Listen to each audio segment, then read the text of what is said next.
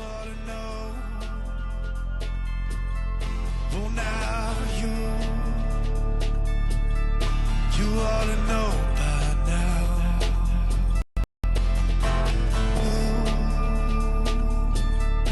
You ought to know. Well, now you ought to know by now.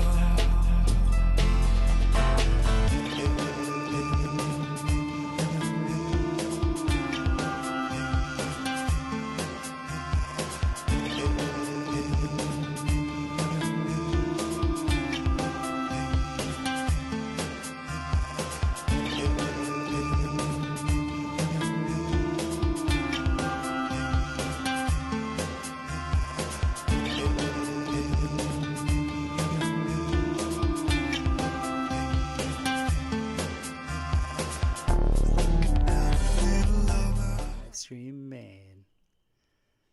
Now we're in the queue. We are waiting for our main man, Chris Crutchfield. Welcome, everybody, to the Biocharisma Eggs live stream. That stands for Elementals Gathering Guest Speaker. Chris Crutchfield went ahead and shivved Alec Zek. So if you guys wanted Alec Zek to be there, you have to blame Chris Crutchfield, his friend, for knocking Alec out of the lineup. Alec ended up having a once-in-a-lifetime offer to go to Hawaii. I think he said it was the first time in like 11 years or something like that. So, I see good questions in the chat. Crutch in the cut. That's right. How's it going, Cypher Bear? Yes, I have known about Peter Cowan. I've reached out to him. I think it's really funny because to give you guys a little insight, I think the NFL is the most accurate way to figure out what the elite want from the North American populace. So I have a lot of fun following the media of the NFL because I've seen every social issue that's been propagated against the American people through the NFL. And so the fact that they are downplaying what Peter Cowan is talking about, I know it's the truth. And what we're going to get in tonight. Mr. Crutchfield, how you doing? I'm doing well. How about you? I'm doing good, my man. It's good to see you. Good to see you too.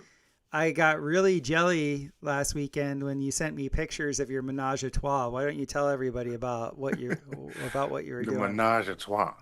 Well, I had a great conversation with one Eileen McCusick and Sabrina Wallace here in the studio. Mm-hmm. We got to discussing all kinds of things about coherence and concurrence, the Mandela effect, the little season, just kind of time and eschatology and kind of where it all fits in our understanding of things. Mm-hmm. That's brilliant. I'm so happy that, Sabrina, it's kind of interesting for me, my friendship and like the story arc of mm-hmm. getting to know Sabrina mainly through your help, because I had seen videos of her a few years ago, and people within my community were kind of really put off by her. Yeah, you and a lot of other people, but and at first anyway. At first, but when I was listening to the information, I was just like, no, this is really good stuff. Like, guys, like she's talking. There's a lot of good stuff there, and I've mm-hmm. known a lot of women that have to really get their feathers up, to mm-hmm. keep their field, to keep their biofield anatomy intact. So I'm so happy that she's actually that she expresses in the way that she does, because every single one of us has our own signature biofield, and we all have ways in which we buffer. Mm-hmm. Some people put on weight, some people get aggro, some people overwork. Aggro. That's funny. I mean, you're right though. Yeah, but somebody will project like really strong, and like they're over polarizing in the male polarity. Do you know that I'm a practicing polarity therapist? Did you know that about me? Yeah, well, yeah, I knew you were a masseuse and body worker Yeah. classically, Well, and I know that you know a lot about human magnetism and polarity. yeah, it's not actually classical. I wasn't trained, like I did like one, like, summer training in effleurage, which is like Swedish massage, but most of my training has been in polarity therapy, and also they called it Ayurvedic massage, which is just another term for polarity therapy. And so in that training, they're very big on like polarizing yourself in different ways in different settings. And most of the time Okay, for people, they do it unconsciously. So for me, I understand that. I don't get off put by that. that's good. I could see where other people get really triggered by intensity, Yeah, but yeah. I don't. So I am really excited that you're now going to be a speaker at the Elementals Gathering. Have you given any thought into what you think you're going to be presenting on? So I was actually talking with your team earlier today about that specific subject. So what's really poking out to me is this project that I've been working on developing. It will be completed just prior to the Elementals conference.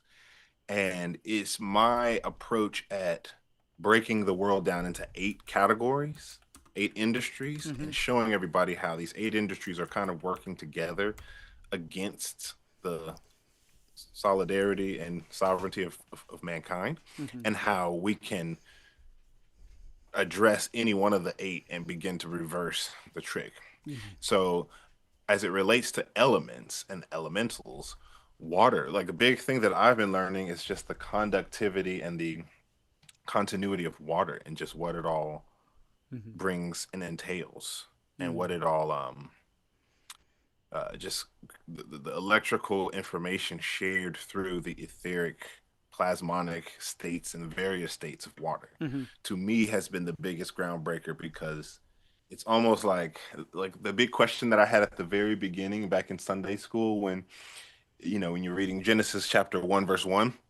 And it says, in the beginning, God created the heavens and the earth was without form and had been rendered void.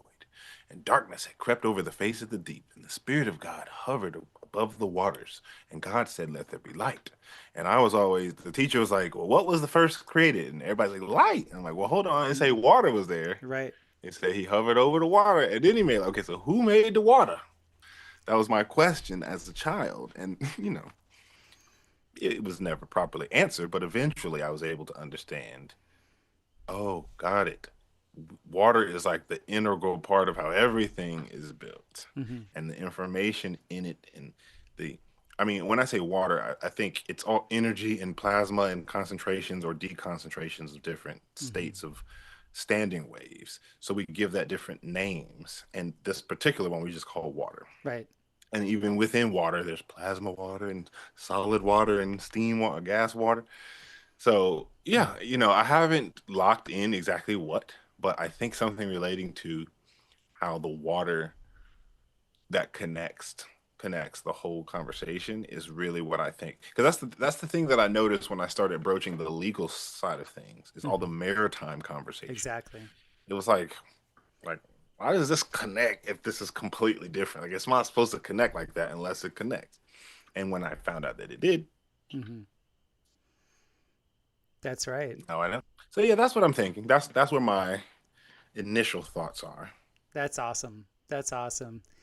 Yeah, when you look at how much terminology centers around, fluids and currency and banks and forwards and all the rest of it, it becomes quite obvious that of the fluid nature of reality. The little bit of engineering I've done in life is it all comes down to fluid dynamics, hydrodynamics.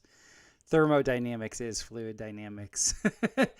Yeah, no. People dynamics are fluid dynamics, and so you can see why the current seas and the maritime Mhm. that run the current on the seas is really, really amazing. I was wondering, did you hear about how the little move that Trump made against Lloyds of London? So I heard somebody talking about it, but I didn't hear the move. Can Well, you explain it to me? yeah. So this is like amazing. I've been very big ever since I started my podcasts. It's now going a long time, 11 years, talking about insurance companies. Because Hmm. two of my earliest mentors, one worked for a finance company that like got people away from paying into insurance. And then Got it. I had a huge client, my biggest client when I was coming up, that he actually created gap insurance. Oh yeah. Mhm. So he was a very wealthy man, and he was adamant in telling me about how the underwriters are literally the ones that create all the securities out there. You have underwriters for bonds. The bonds are created, whenever there's a legal dispute, blah, blah, blah, blah, all these things. And so, and he was always teaching me is like the insurance people, they're the ones behind. So people want to point the finger at the banks. People want to point the finger at all the figureheads. But Yeah, he's right. the insurance companies, are literally the archetype of Saturn. And he didn't say it that way because he was a Jew and he didn't think like he didn't talk like that. But so when I got into astrology and I really started to dive into Saturn and then learning about like this archetype of the Grim Reaper and the Harvester and how the Harvester always gets its harvest at whatever point.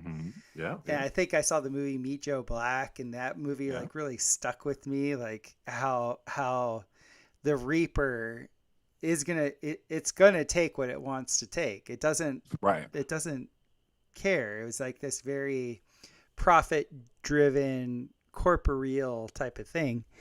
And I was like, oh, okay, I'm really getting the gist of this. And it really made me remember that when I was playing football, a lot of my football friends, they would get these Lloyds of London insurance policies. And these Now, are you saying Lloyds or Lords? I always thought it was Lloyds of London. Okay, go ahead. I think that's the correct pronunciation. I've never seen it spelled. So it was a bunch of brothers. I mean, I know there's a group called the Lords of London, but there might be a bank or some separate thing called the Lloyds of London too. I think it's Lloyds of London. I mean, that's the way I always heard it. Well, I think it's Lloyds of London because this gets to the Trump thing that he did 2 days ago. So they would insure these like very, very high market cap men. Like if you get injured, you pay this premium, you're going to get X amount of payout no matter what. And so pretty much every player I knew that had any means at all, even their agents would pay for these huge insurance. Yeah. Like Tina Turner's legs type thing. Exactly. Yeah, because our legs were that. Like they like those knees. Right, exactly. Those knees are valuable, right? So it is Lloyds of London. People in the chat are like Lloyds. Okay, of London. good. Okay. Lloyds of London. So Lloyds of London has always been in the back of my consciousness, and I had my guy Smith who was always telling me about the insurance underwriters. Then the whole thing with liability shields, black flags, and all the rest of it. So Lloyds of London the other day pulled its insurance for any of the boats that would go through the Strait of Hormuz in Iran. Yeah, and correct. And so they were really thinking that was like the move to make. Trump went, F you.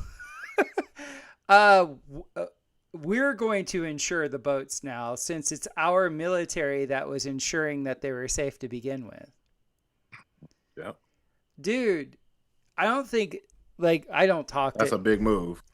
That, when you go above Lloyds of London, you talk about shots fired, man. That's literally going back to the original 13 families. That's going back all the way to some Nephilim shit, man.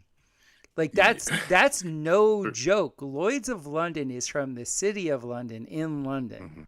Yeah. And Yeah. he's No. Okay. So so we're thinking it's the same relation. Got it. Go ahead. As my familiarity to what's inside the city of London, right. inside of yeah. Go ahead. I mean, I'm like, dude, this is like so big because just to frame it the way I see it, like the class that we're in of Hmm. dealing with like these little like crumbs that fall off the table. Right. Exactly. That type of that type of goy slop fiat. That's funny. That's not what we're talking about.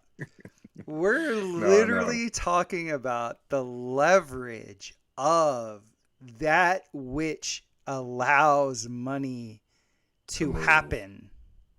Yeah, I know. So it's interesting you're saying this because I don't mean to cut you off, but I'm hearing you and I'm like conversations that I had 11 years ago are starting to come around with news that I'm hearing from you right now and I'm like, oh my gosh, like it's all clicking. But I'll explain what I mean by that, but I want you to continue your point. Well, what I'm saying is like this is like I think you and I have this spiritual bend to us. I've been hearing in a Hmm. lot of I've probably listened to all of your latest stuff, and you're pretty clear on how you think theoretically we could be in the little season, right? And that Yeah, I do. I think so. Yeah. yeah, and you and I, you're a little bit better versed in the Bible than I am, but we're both decently versed, and there's just so much evidence that I see on the physical plane of existence that says that there was a higher order of faith and joy and reverence, just a little while ago. That Yeah. isn't here now. And these people were so ordered and so coherent in their biofields that the Mm. structures that they made are representative of people that were in Christ. Right. That Exactly. what they made is essentially indestructible relative to what we make. And Right. It's still standing. and like I love how Paul Stobbs put it. He's like, we're squatting in the remains. Like that's like the perfect way of saying it. We're It's a literally great way to say it. Yeah. just like we're saying, like we get the little breadcrumbs that fall off the table of the currencies. Yeah, right. We're also squatting in the remains of these like just like Just mad. magnificent, Yeah. Structures. awe-inspiring structures. And to me, this all kind of points to we're in this quickening time. We're in the Hmm. time where the rest of the dead get to figure it out. We're in this time because I try to explain this to people that haven't been around alpha characteristics. Hmm. A lot of people think they've been around a true alpha. Most But people they haven't. absolutely haven't, right? So you and I have both been in high level athletics, and being Mhm. around a real alpha. When you're around a real alpha, you don't really have a choice. Right. So when I To step up, you mean you mean you don't really have a choice but to kind of like bet like yield. you're in their cut. Got it. The Yeah. alpha, when the alpha is in that, like they're Oh, running the show. right, right. And Yeah. so let's say you're the alpha and omega. Let's just say you're that. Our Christ. And he's on this plane of existence in a physical form and he's around. Even his detractors wouldn't really have a say. They wouldn't really Mm. get to, like, even if they didn't believe him, like Right. Oh, yeah. I see what you mean. he's the alpha and the omega. Fuck Right. you. Like Right. you don't. It's kind of like in a sport. Yes. In that same vein, like from a sports metaphor, if you're playing on the team with the alpha, you're not the alpha. But a teammate is like the superstar. Yeah, The other team might not agree with his goals or his decisions on that court, but it doesn't matter. it doesn't matter. It absolutely doesn't matter. No, So yeah, I get what you mean. no. Like I've been around in my life. I've probably been around 4 true alphas, like true Hmm. alphas, and their certainty is at such a high level. Their certainty is matched by their ability. Right. And that's something that like also is a psychological thing that I don't think a lot of people understand. When your certainty can be matched by your ability, that's a very rare thing. Yeah. And it's dangerous when you come up against that because they're like, you want to challenge me? They're like, clicking Dude, fingers, ready to rock and roll. the other night I watched the second Dune, and I think it's the first Hmm. time I've actually seen an alpha male depicted in Hollywood in like since Arnold Schwarzenegger's heyday. Hmm. Fade Rotha, like the psychopath, Okay. he's an alpha. He's like a In the true movie. in the movie. He's a Got it. Okay, got true it. alpha because he doesn't care what you think, Hmm. and his ability matches his certainty, and he just Right. runs shit. Like he just runs Right. it. Like you're gonna Hmm. kiss my boots. Like this is what's going down. This is what's going down right here. Never mind what you thought was going down. This is what's going down. Yeah, no, you're right. So you're in the little season. Like I don't think the people that had resistance, or excuse me, during the millennial reign, I don't think people that had resistance really had a choice. You know, because like you could be a teammate of the alpha and not like what he's talking about, but you still, that's what I mean. You just don't have a choice. Yeah, It's gonna exactly. it's gonna happen the way they want it. And Right. so I think there were his detractors or whatever. As the Bible states, then we come into this season where that ends, that 1,000 year, that millennial reign ends, and then we go into this time, this short season, the short while, Hmm. where the rest of the dead. I remember as a little kid when I heard that term, I was like, the rest of the dead. I thought the only thing Yeah. that gets resurrected is like those that are Dead in Christ. right. But then they use this term, rest of the dead, and it always like it always dug at me. Mm. So now in that, it's like, no, no, no, no, no. Check this out. When do you have choice? When do you truly have choice? When you can choose between good and evil, Right. right and wrong. Right and wrong. And not in times where you have a gun up to your head. Also. Right. So I've been writing this essay, dude. I'm the laziest writer in the world. I think I've been writing this essay for 12 years now. And it's called Convenience Kills. And it's not a new concept, but I'm taking it to the spiritual level of being like, I think Satan figured out a while back. He's like, I'm going to kill these MNFers with convenience. Mm. I'm going to, Convenience. right. That's exactly it. It's the con.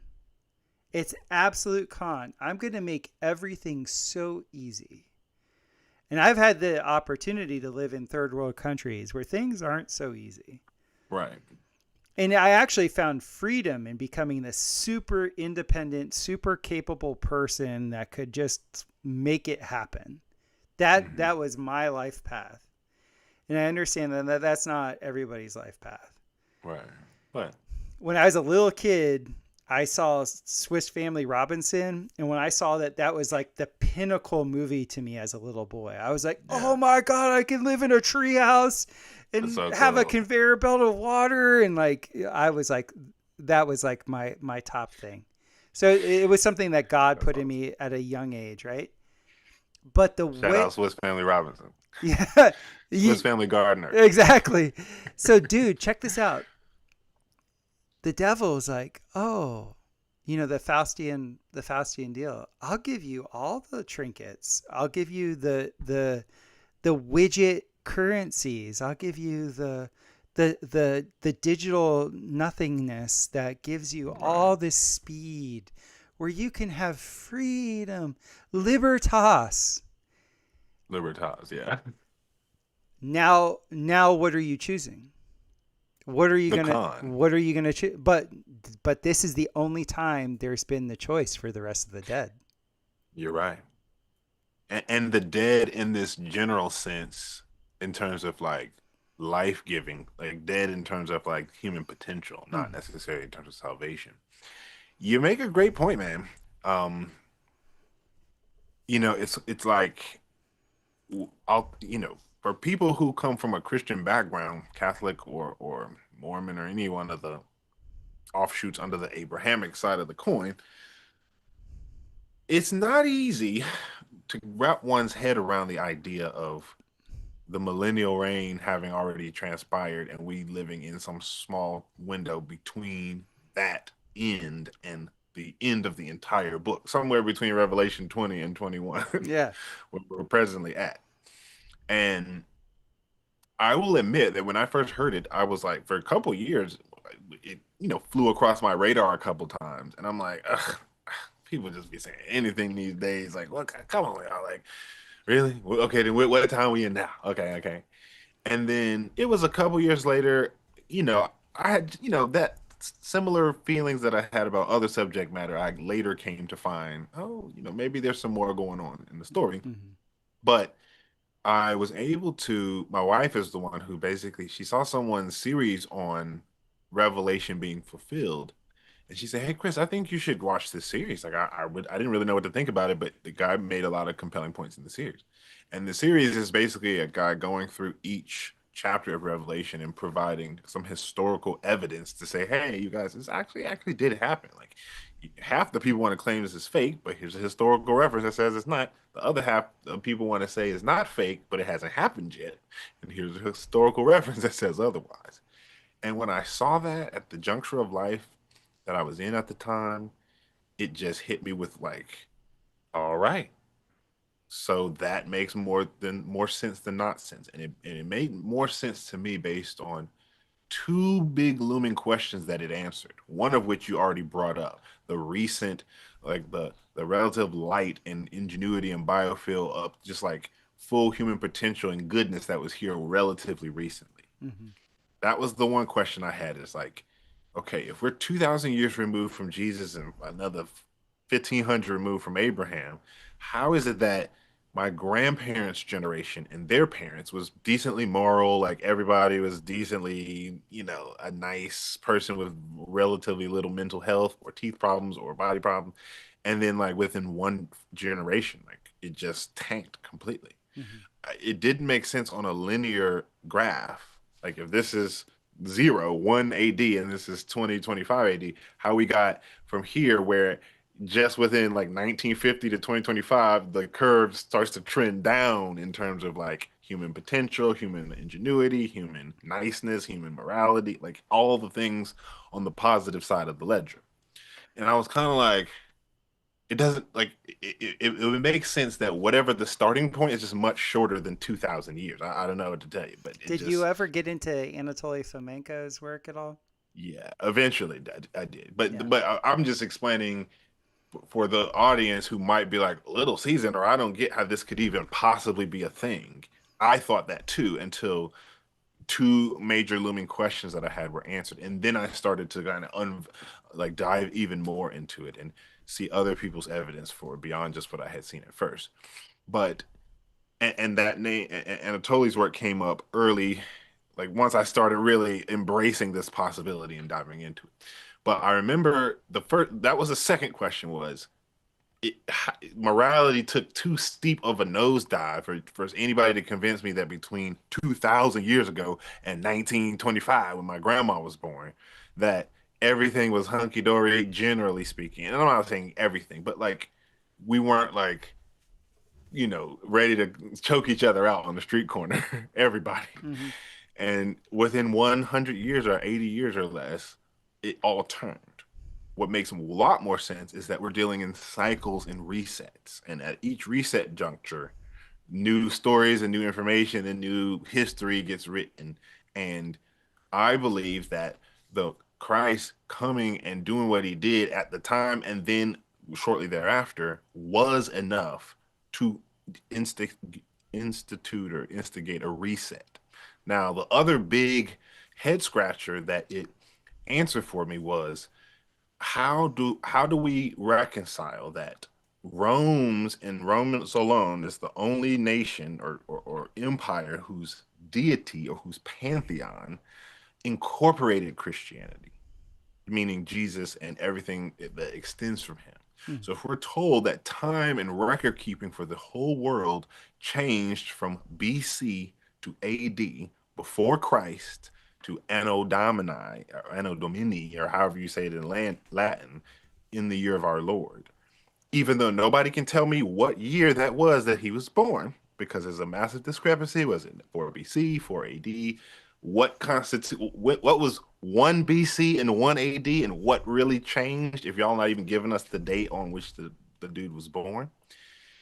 And when I finally rounded and saw enough evidence that was really pointing to no, you guys.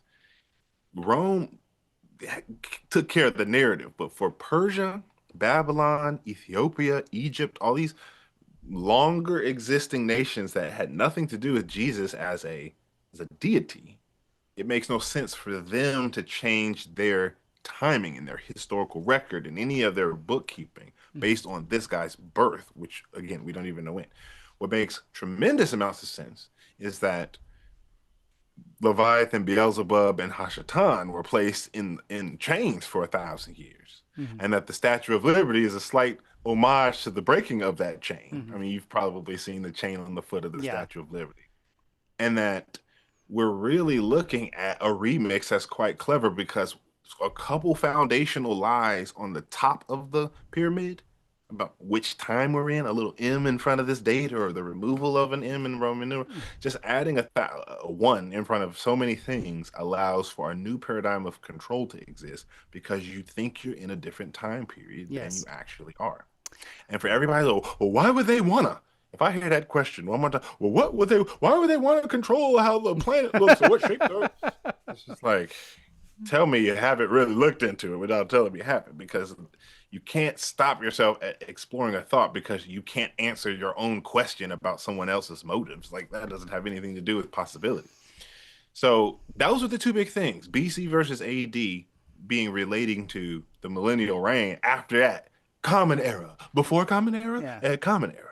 Okay, so who defined the common era?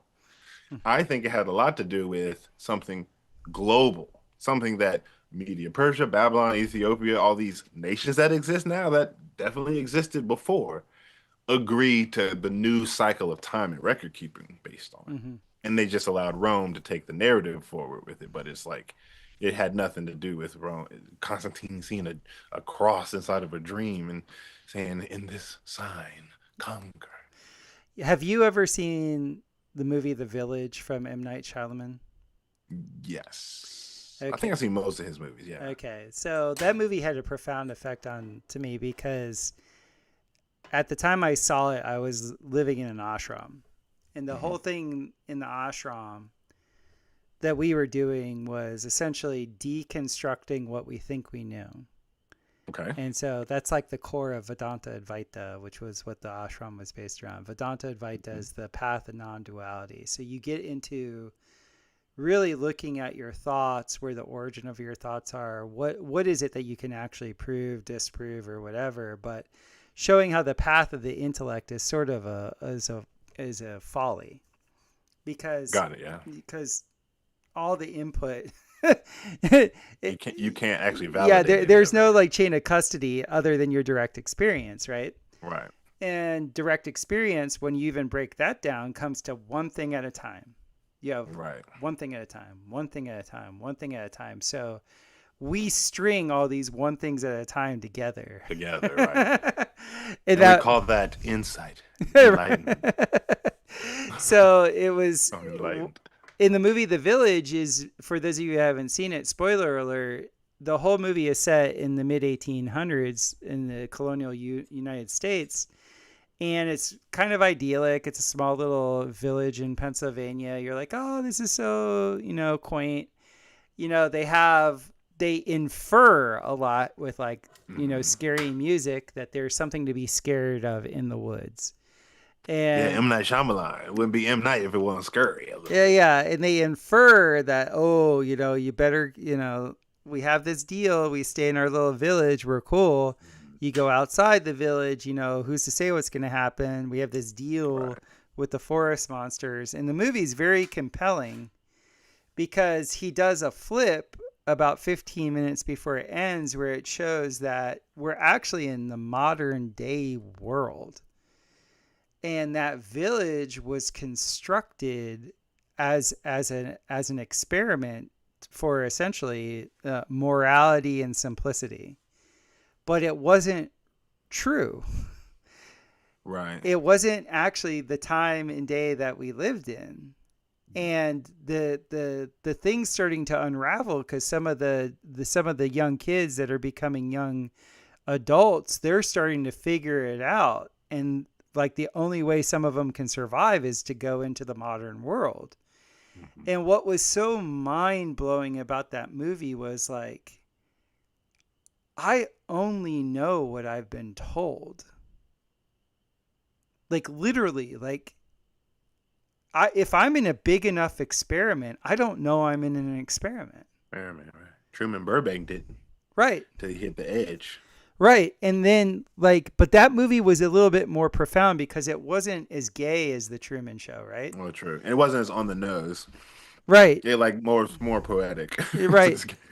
And because they used the fear tactics and all the things that they did. I mean, they did it in the Truman Show also, but in The Village, for whatever reason, it hit me more profoundly. And it reminded me of that line that Neo had when he first met the architect.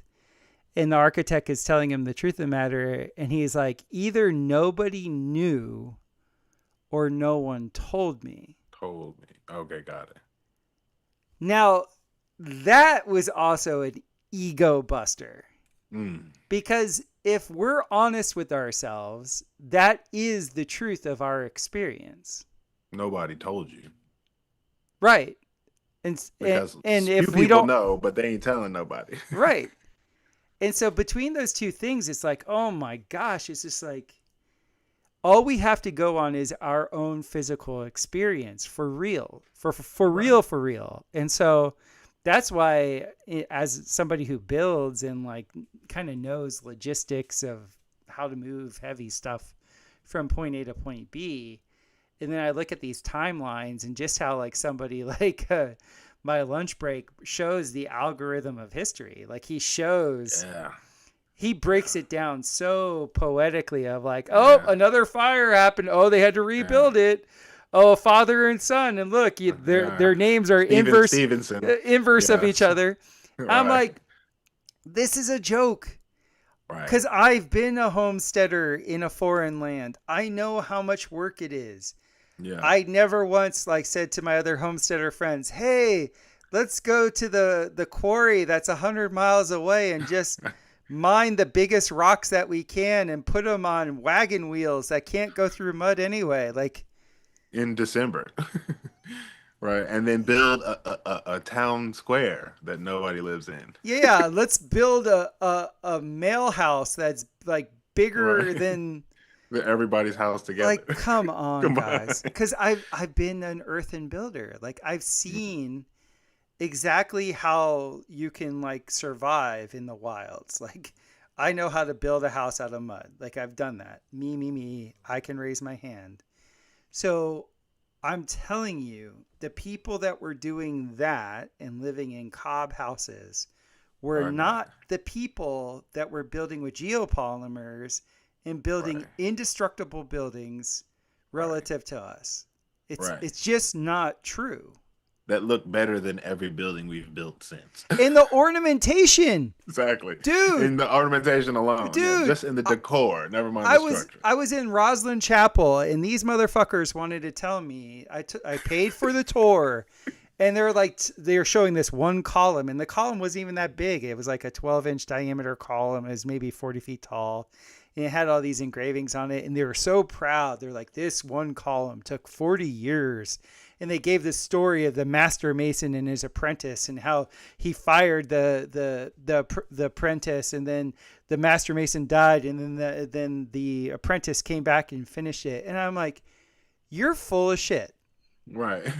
There is no way. And they had this long, convoluted story of how they traveled all the way from, now northern England to Scotland. And I'm like, no. No, they didn't. No. Yeah. I've chiseled on rock. I've actually had to break rock. I'm a brick mason. I've built rocket mass heaters with all different types of masonry. Just the chipping, just all the things that you have to do in the sanding. Where are they getting their 500 grit sanding paper to get rid of all the chip marks? Where are they getting all the materials to do all the things, all the fine finishes and all the rest of it? I'm just like, This is a lie. There's no way. And who in their right mind would spend 40 years on one pillar? On a pillar, right? Exactly.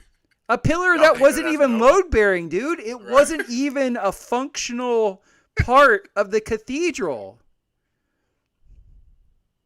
It's funny hearing it from you because you're like, it wasn't even load bearing though. Like 40 years and it wasn't even load bearing. Like if it was load bearing, I might If it's agree load with bearing, you. then I would give it a little bit of credence. But I'm Like, looking at this thing, I'm like, this is straight up ornamental. right. Like, man, I mean, you talk about frustrating with all this stuff. So for me, I'm looking at this and I'm like, okay, there's a consciousness thing. We have to admit that histories are lied agreed upon. We have to look at our own experience in life. Everything that is important, we've been lied to about. Yep. We don't get lied to about the inconsequential shit. All the important stuff, yeah. All the important stuff, like the Right. life, the things that Yeah. make life life. The structure of the cosmos, the structure of the earth, just how the water and the flow of it all, how it all works, human interconnection, everything about the human aspect of being human. Right. And then you get given. That's why we probably are in the village. I think we're in Westworld. I think that's the metaphor that to me makes the most sense. Oh, Crutch, just so you know, everybody's saying that you went dim in the volume. Uh oh. Can you right now? Yeah, Uh oh. I noticed it too. It just went down a little bit. Hello, hello. Can you hear me better? Can you hear me better? Can you hear me better? Now that you're Okay. speaking up, yeah, Okay. just so you know. That's not okay. Is this any better? That's better. That's better. There we go. Okay. Good man. So yeah, there was something you mentioned earlier about the Trump thing. And as you're talking, I'm like, this actually would be a very interesting forum to share this aspect about the underwriting. Right. Because not to like hop, it is related, if you ask me, because It it's all is. related. Yes. But I did a thing a couple of years ago. My work trade, what I do for a profession, my profession is I'm a video producer and a director, and I do all kinds of stuff. I lived in LA for over a decade, and I got hired to do essentially a master class for a law firm. And in the process of doing this, it took me, I basically went to law school for a year. I didn't, technically.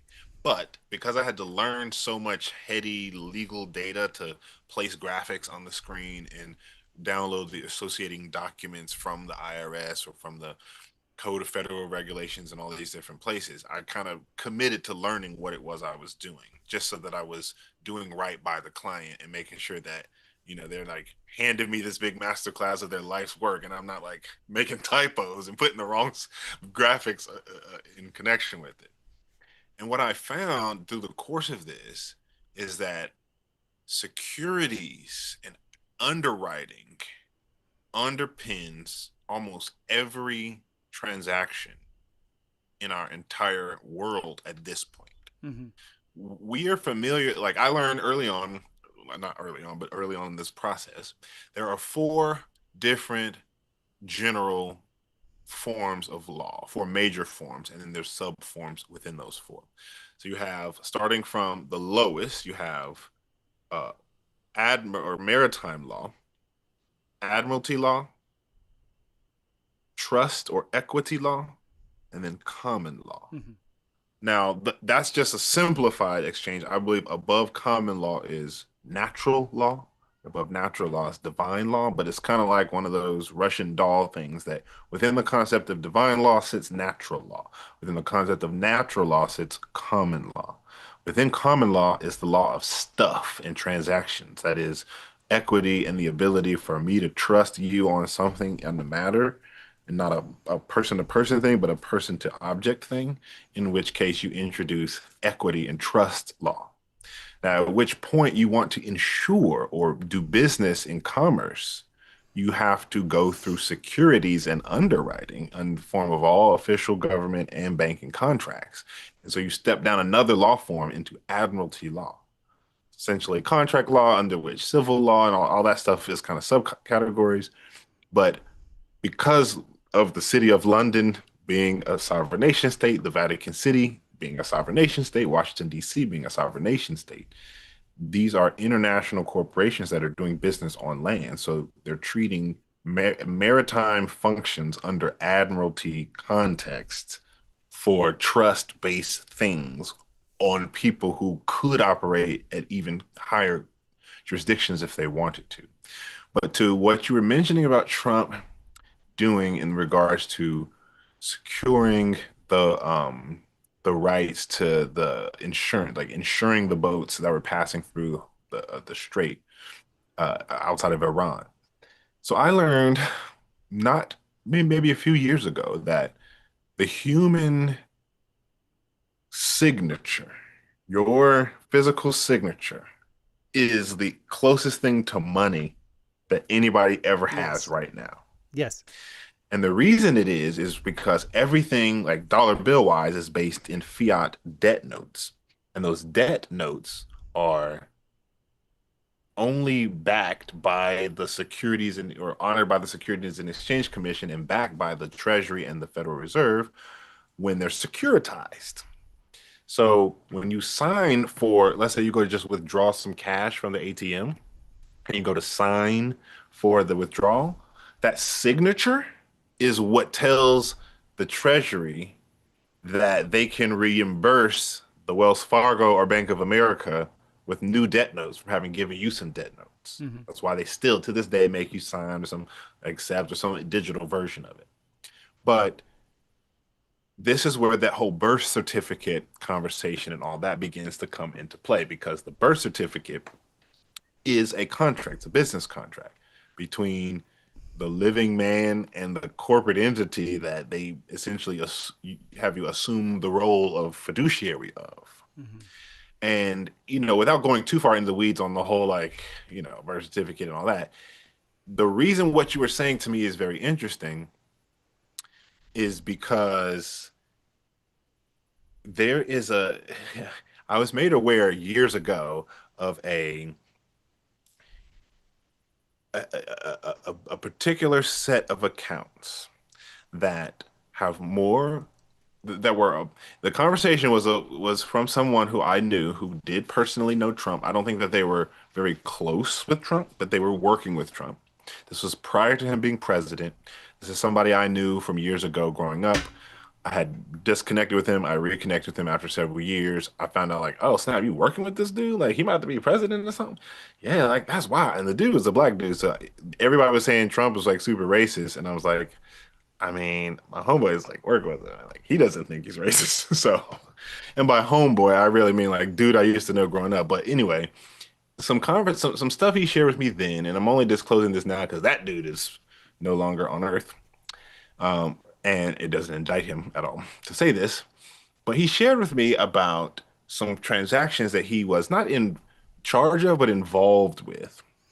And it was about currency changes, like currency swapping, Mm-hmm. moving to new systems. And this was conversations that were happening prior to Trump's first presidency. I just need y'all to keep that in mind for the listener, because when I was conversing with my friend, I remember thinking he told me then it would take like 10 to 15 years before people saw this come to the public. And I remember thinking, really, 15 years, bro? I don't know about all that. Well, here we are. What was that? 11 or 12 years ago. And it's like we're right on cue, basically.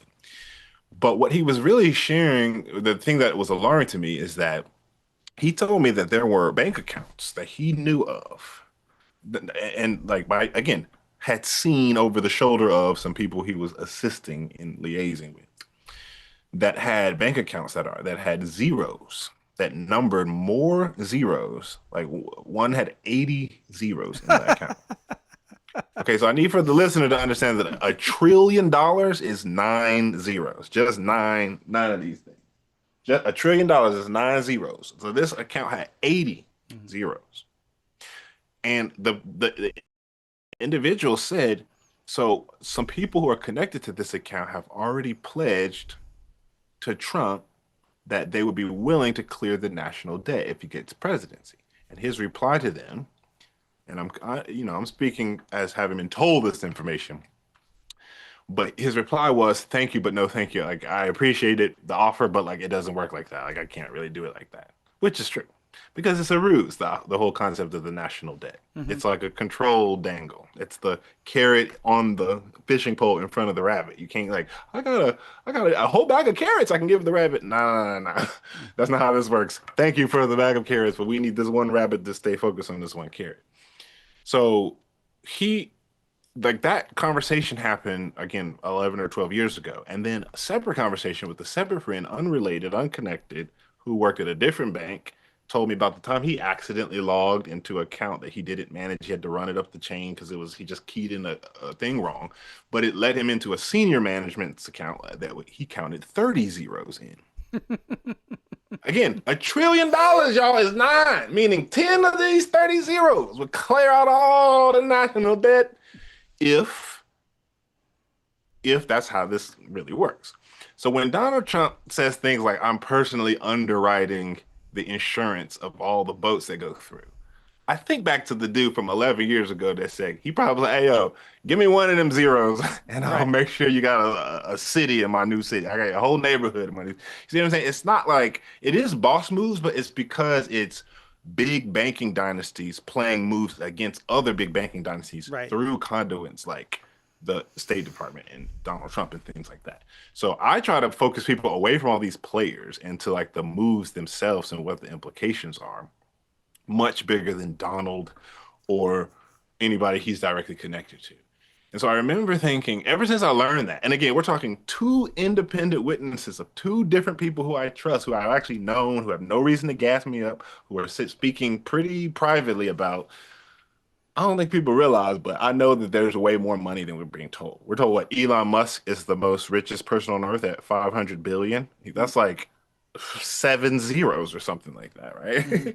We're talking 30 and 80. Like, hello. And again, I don't look at these as like people's personal accounts. I think these are just holdings tanks where if Mm-hmm. industries and infrastructures need to happen, these several people have access under these authorization codes, and it's all kept on record. But it's just like, these are where these pools of money come. And I don't actually think it comes from your tax dollars. I really No. don't. Because I think it's like that's another thing to keep you under the thumb of feeling like you need to pay it and you better just keep paying and don't ask questions. And we said tax dollars 100 years ago, so we can't stop saying it, but yeah, it don't have nothing to do with tax dollars. I'm right there with you. I think this comes down to blood. Yeah, I think it is the currency. It's the spiritual. blood is a kind. It is the spiritual currency, and I know this sounds like very. I personally don't trade in blood, just to be clear about that. I'm just saying with Hmm. these old, like going all the way back to the original families, these Hmm. people that we do not know their names. Hmm. If you know their names, it's a They ain't it. it's a figurehead and it's a red herring. It's literally Right. there as a figurehead so that they become the what do they call the dead chicken? Um it's the The dead chicken. The piece of the Kentucky Fried. yeah, it's literally the offering. The Oh, figure yeah, the offering, the, yeah. the, the figurehead is the offering, right? And the real power behind the scenes are these powers and principalities. And so for Right. me, when I see something like the Strait of Hormuz, and I see Lloyds of London, and I think about Lloyds of London, like the average Joe couldn't go get an insurance policy from the Lloyds of London. Right, at all. They were insuring the creme de la creme, like the people that were Right. at the top of the food chain, Right. and they thought they had power. So, and this is something, I don't watch regular news, so I don't know if this is something that's being, regularly put out on the regular airwaves. Yeah, I just kind of perused YouTube before you and I got on, and there was only one other truther out there talking about it. And I was like, you're talking about the change of currency about 11, 12 years ago. That's exactly when I got into crypto. I bought my first Bitcoin in 2013 at $400 and $398. For And a whole Bitcoin? a whole Bitcoin. That's awesome. I bought two, and I used it all, by the I way. used it all the time. Before I hit 60 or 100, like before I had the big shoot up. Oh God, yeah. I mean, I used it because I didn't have a bank at the time, and at the time I Mm. was naive in my mind. I was just like, Mm. "Oh, I can use the cryptocurrency as my bank when I travel to Europe." Because I was living in the sticks in Costa Rica, I didn't need a bank account. I lived an all cash life, but I didn't want to travel with all this cash. And I was Right. like, I was listening to Joe Rogan, and he had this Greek guy on there. I can't pronounce his name, and he was talking about Bitcoin. And so I got a Bitcoin wallet. When I flew into Fort Lauderdale, I went to a Bitcoin meetup. I gave $800 to a guy. I got 2 Bitcoin. And That's awesome. when I was traveling over in Europe, it kept going up in value. So I kept using it. I was using it on E.G.G.S, and I was using it on Lufthansa to fly around. So I literally like flew around Europe for free. For $800. For $800. Yeah. It was awesome. So I got my store of value, but the one thing the naivety that I had about it was that it was out of the eyesight of the central bankers, that this was right, of course. decentralized. Decentralized. And I love that. And so it was around 2017 when I really started to see that the major investment of it was mainly Peter Thiel, Mr. PayPal. Yeah, of course. Yeah. And I was like, oh my God, he owns over 50% of the Bitcoin out there, and he's trading it to these firms. And then, but the whole thing of it was so obvious to me that this was the new currency. This was going to be the new fiat because it's so perfect for their usage, not our usage. Of course, yeah. Because every year its usability went down. Down and down and down. Exactly. Like in 2014, it was actually pretty easy to use, and it wasn't fast, but it wasn't slow. And by the time my wife bought into it in like 2016, 2017, I was like, this is so clunky. It's getting worse. Yeah. And there's more oversight, and there's more this and that. And it's just like, this is terrible. So this whole digital currency, you and I have spoken before about Alison McDowell. And, I really think Alison's work ties in very well with your research, with Sabrina's research, and how this new currency combined with all the tech that is reading our biometrics, right? All the tech that is out there that is actually using our biofield anatomy to actually transmit and receive and do all the rest of it. Right. I think the sea change, I think your friend was accurate that there was the currency exchange back then. All the top players, let's just call it Lloyds of London.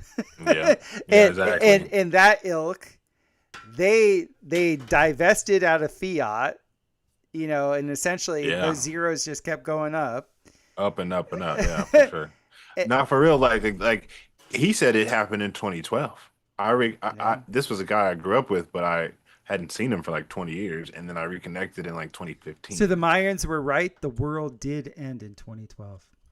As far as the financial structure of it, it seems that way. Well, again, I was a bit head scratching at the time because I was hearing about Jassar Nassar, the currency revaluation, the IMF, and the Christine Lagarde talking about like, we think we need to reevaluate the world's currencies.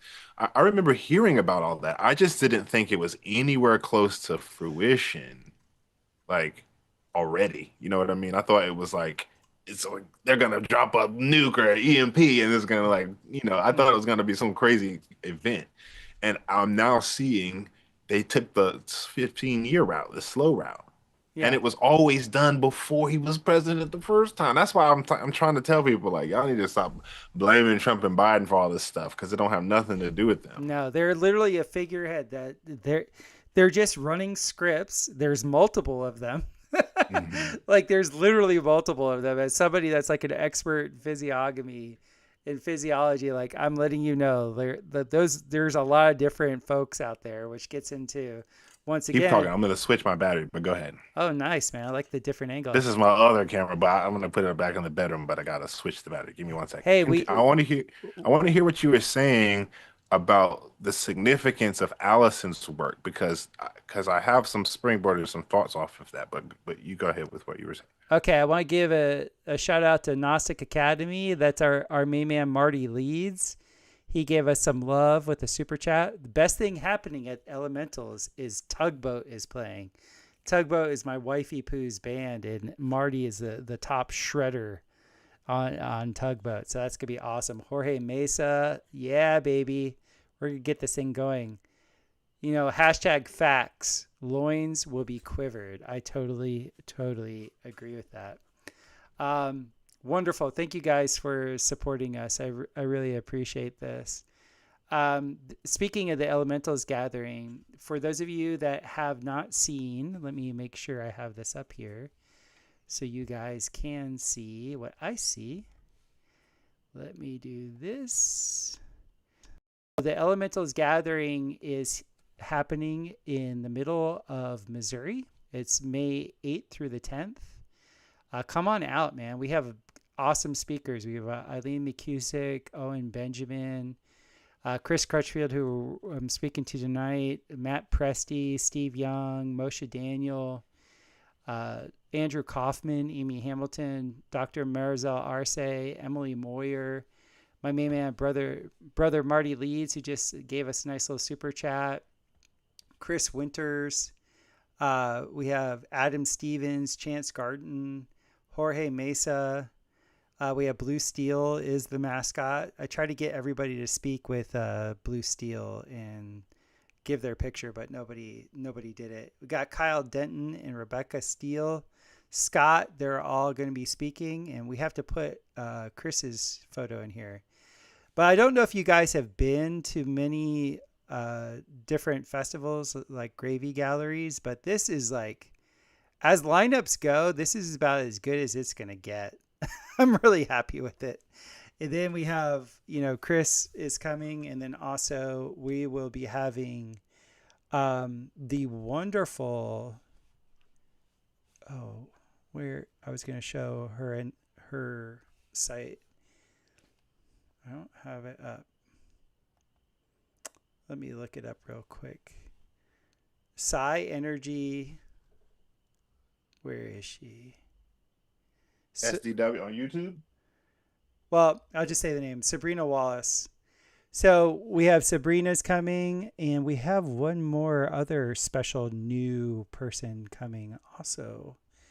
So this lineup is so killer. And yeah, we're going to be elaborating pretty much on everything that Chris and I are speaking about right now.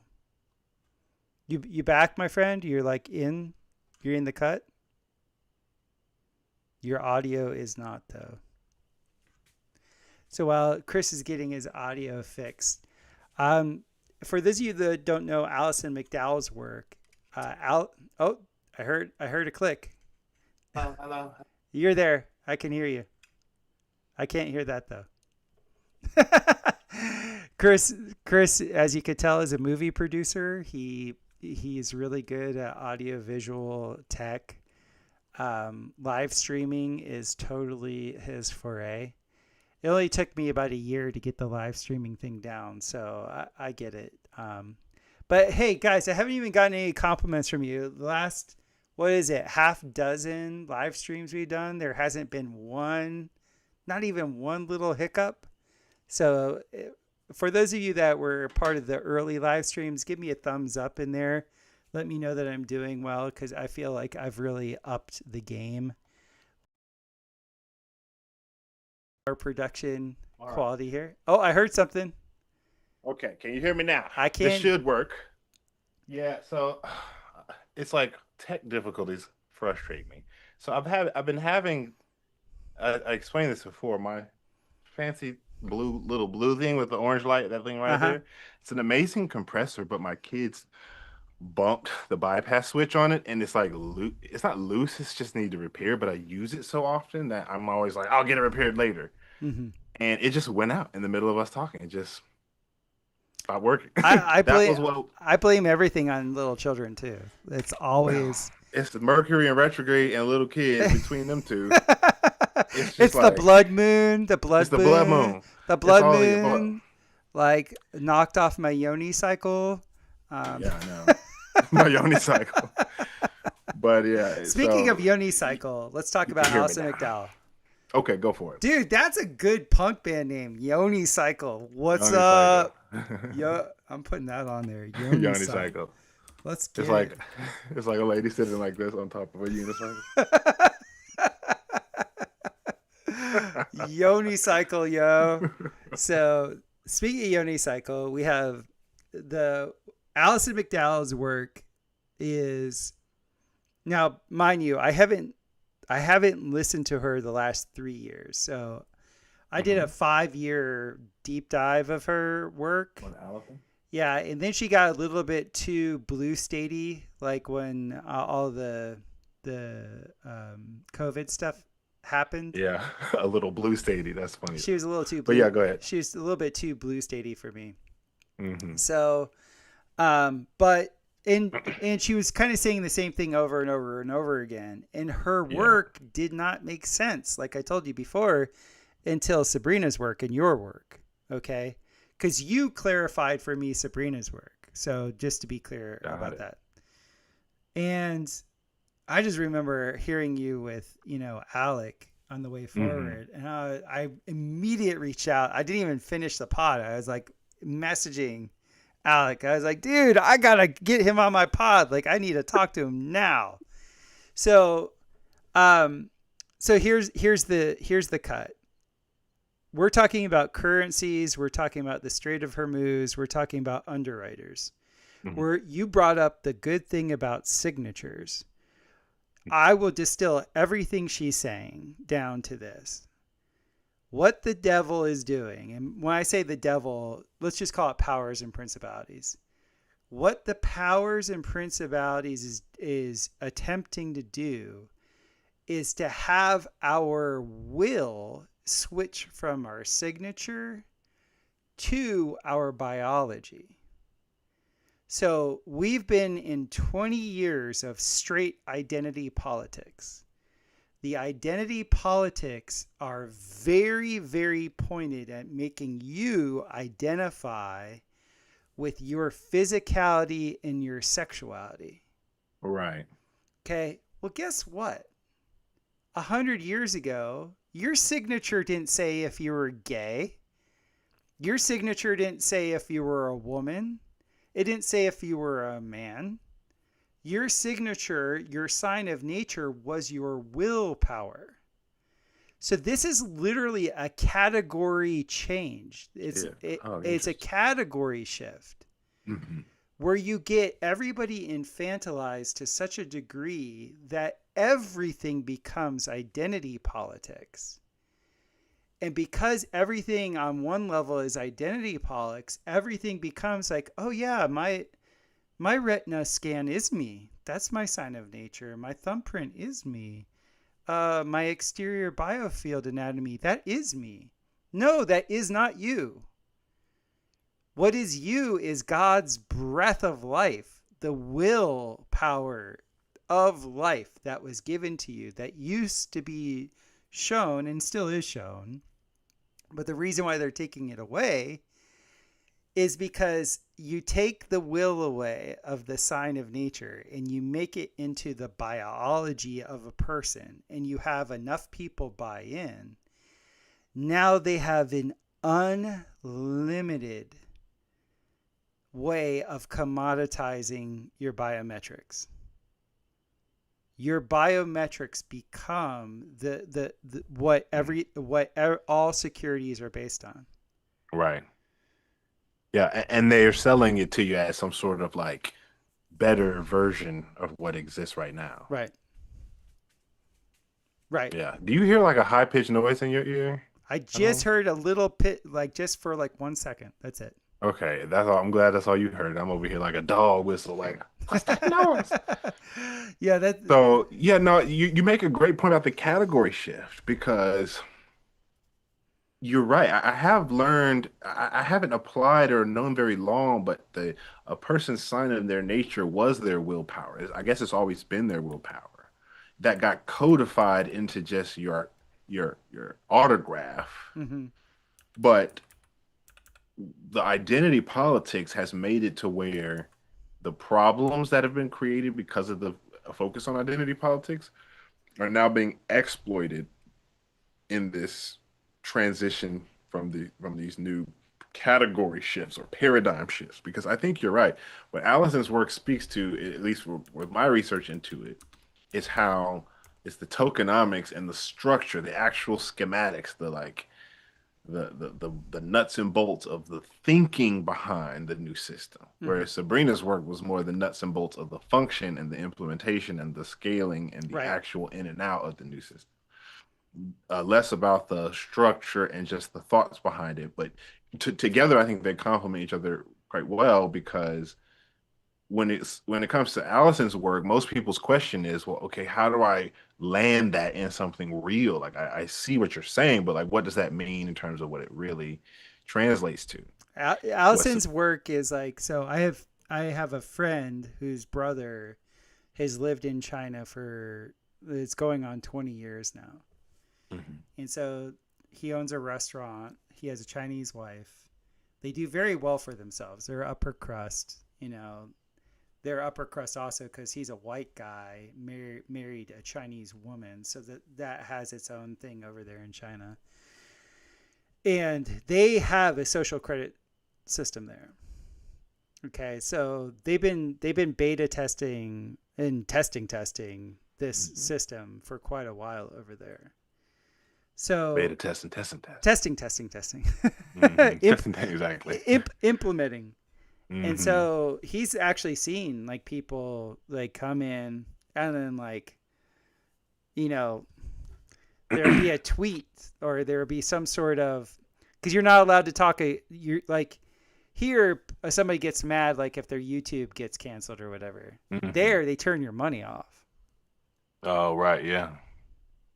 Yeah. That's real. That's different. It's different levels. And it's not like you can like call the customer service at YouTube. Well, you can't even. Oh, I'm going to call customer service at the government. Right.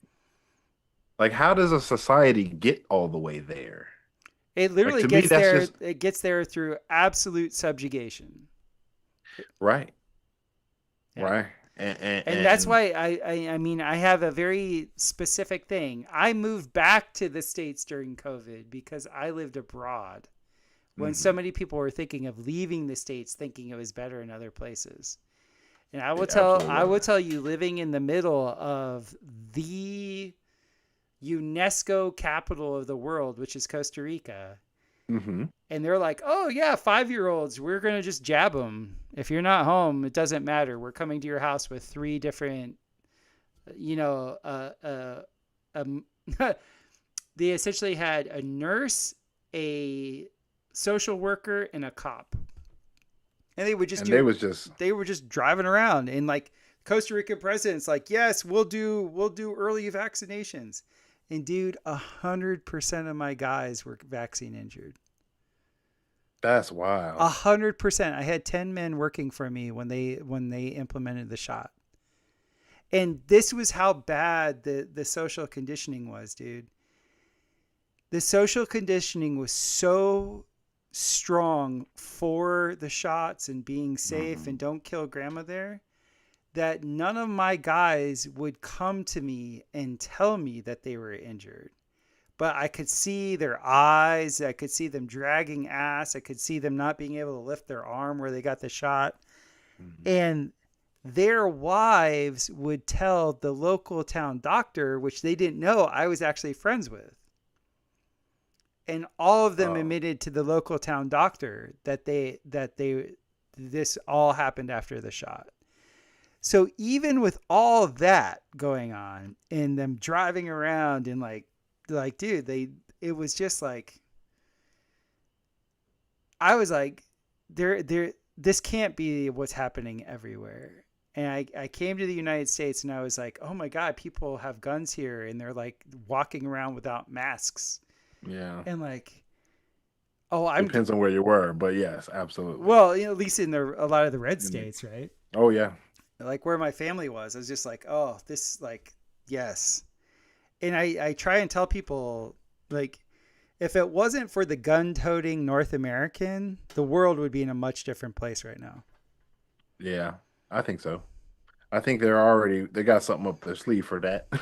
Oh yeah, yeah. I mean, this new wave of technology Yeah, that's I'm very aware of. I mean, like all the weaponry that was used in Venezuela, and now they're just showing like the laser beams, like the directed energy weapons that we just took out this supersonic missile. It's just like, guys, now they're admitting the 9/11 weaponry.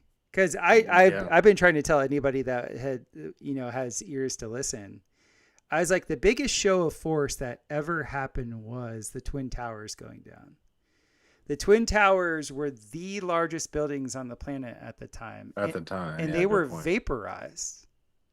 Yeah, Like people like want to say, oh, controlled demolition. No, no, no. Let's call the word correctly. yeah, because the debris does not match the remaining debris does not Dude, match the what was there. mass, like things weigh, things weigh stuff. Very technical. Right, The things waste up. weight of the mass never made it to the ground. The bathtub, the basin of concrete, if that amount of mass would have fallen at the free fall speed that we saw those towers go down at, that basin would have flooded lower Manhattan. Flooded, yeah, Yeah. But the yeah. mass never hit the ground. So they basically was pulverized like relatively instantly. It was dematerialized. The work of Judy Wood is, she That's crazy.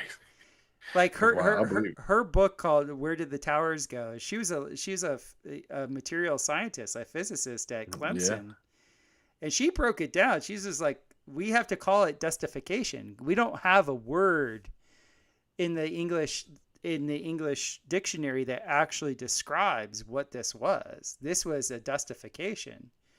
Though yeah. the phenomenon that we saw was not, the whatever they call it when they blow things up, a controlled demolition. A control. Well, when it's a controlled demolition, you're still dealing with the physical mass minus whatever was right next to the charges. The whole thermite conversation, Well, here's the kept going. thermite thing. This is the fun thing about thermite. Thermite is rust. And Oh, so really? what a great way of just totally covering their tracks. Like, so say you have a certain, pulse beam weapon that now they're just Like, showing. oh my Now God. they're just showing it on the news. Like a Back, spacely sprocket. yeah. Like, as my friends like to say, Jewish space lasers. Yeah. Now they have Jewish space lasers, right? That, okay, when it hits certain things, some of those things just go poof.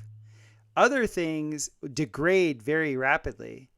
Well, whatever they hit those towers with, the metal I-beams, the iron I-beams took a little bit longer to dematerialize.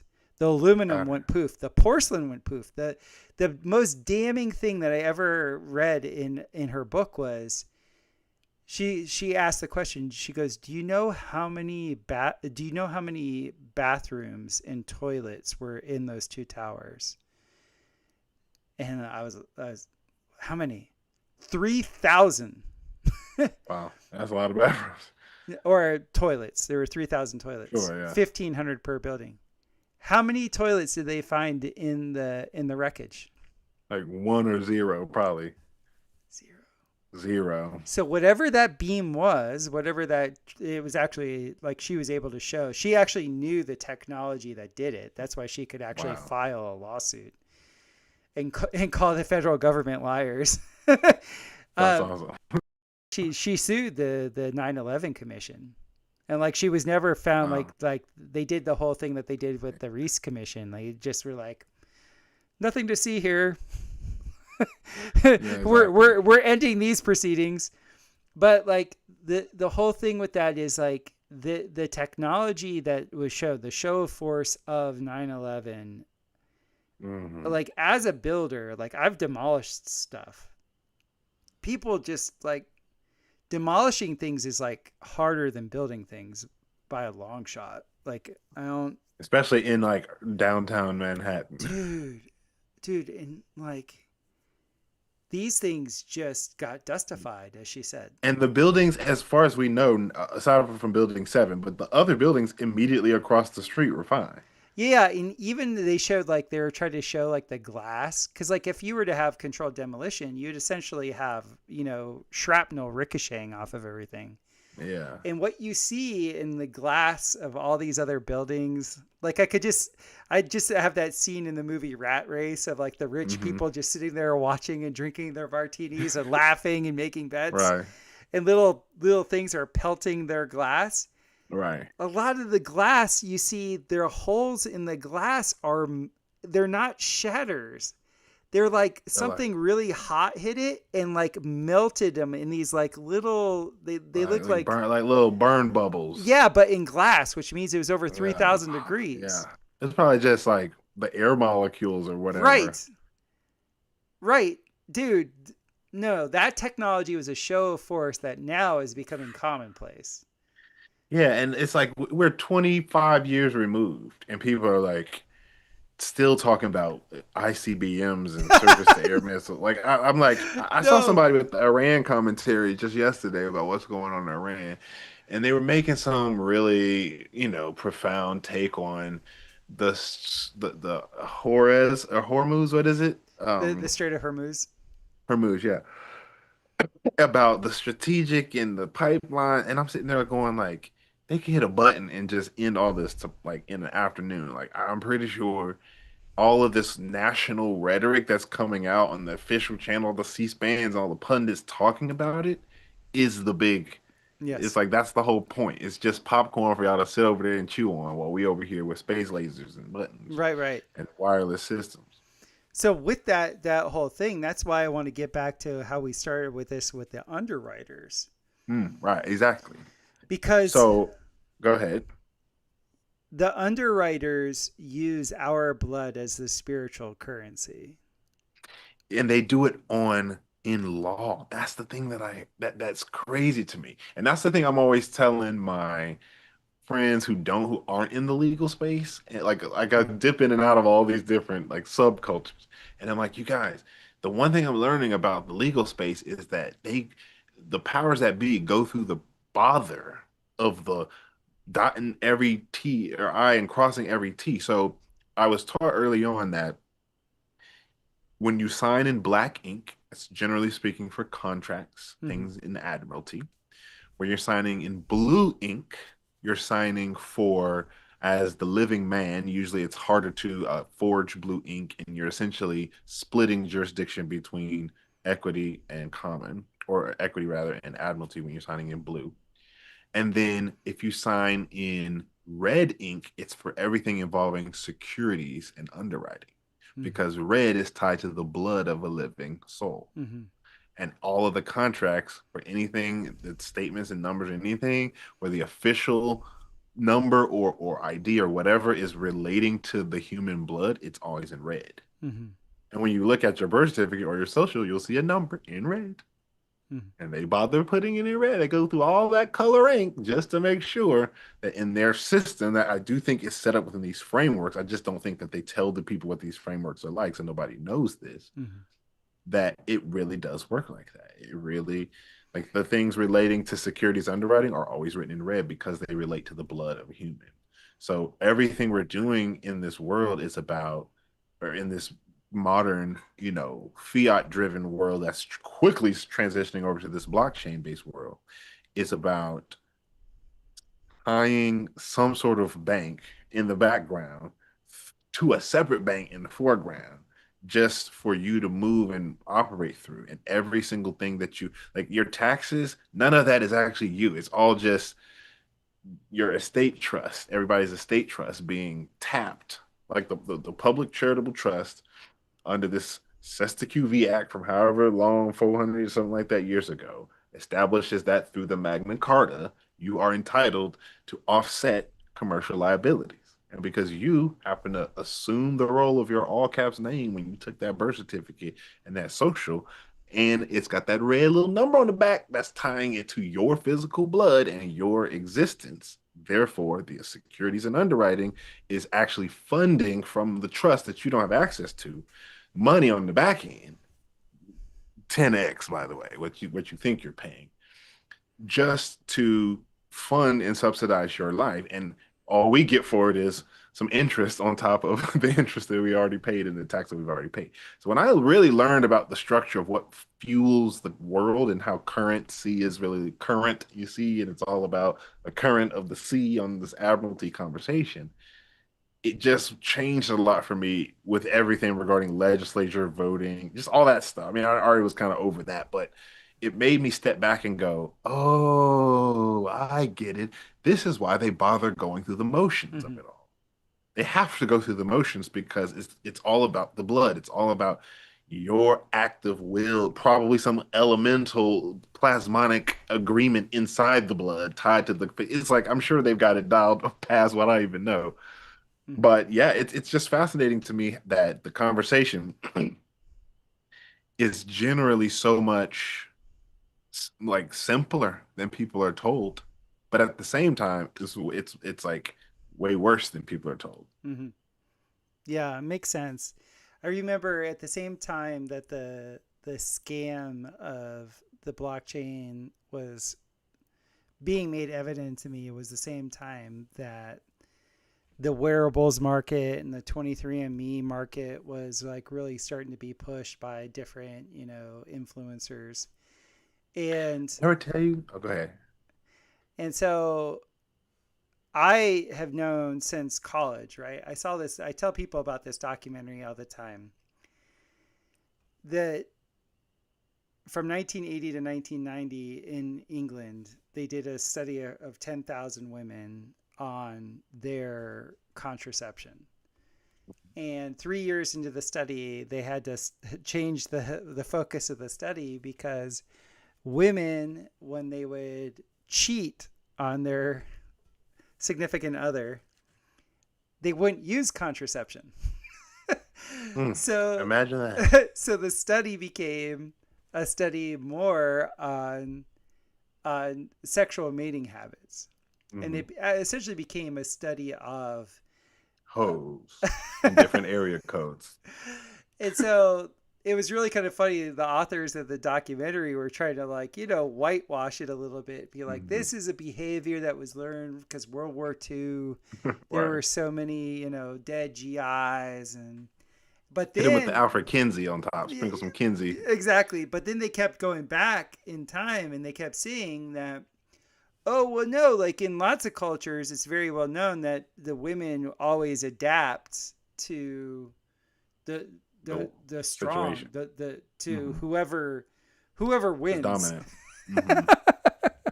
Whoever wins, from the football field to the farmland. It literally is that. It's like, are you bringing home the bacon? Are you winning? Exactly. Like, are you doing it? Okay, I will have your children now. Right. And so I have been under no illusion that a DNA test would ever come back accurate for most people, because what they extrapolated in the late 90s was over half the people in the British Isles, their father isn't who they thought their father was. Oh, wow. Interesting. Dude. Like from a separate culture or just through some other culture that they hadn't heard of? No, their culture, the English culture in the British Isles. This was 10,000 women. Like the prerequisites of the study were they were women in committed relationships within a certain age range, within reproductive years. That's why they were using contraception. Got it. And that's why within 3 years they had to change the study, because they were like, a lot of the times these women aren't using contraception because they're coming in pregnant, and it's not with their monogamous mate or whatever. Right. Now, I'm not making an indictment on women per se. That's not the reason why I bring this up. What I'm saying is people lie about what they feel shame about. There was an incredible bit back in the 90s with Chris Rock, and he was like, he's like, man, don't ask her how many men she's been with. no matter what she says, you're not gonna like it. You're right, exactly. And he goes, no Exactly. matter what, you got to give her a 7-dick curve. And Right. it was the funniest thing. I fell out, dude. I was in a room with all my teammates, and when he said that, we just like fell out on the floor. We were just laughing and wiling out because it was so true. Like, you don't want to know. Oh, right. And then he's like giving examples of what she says. That one time on vacation didn't count. That one time with Bobby Brown didn't count. And it was like, dude, it was referring right back to that study. So like when 23andMe comes out, and my friends are like, oh, dude, man, I'm like part Zimbabwe, and they're like as Right, white yeah. as could be, or I'm this or Yeah, that. And I'm like, You're like, oh, I bet you were.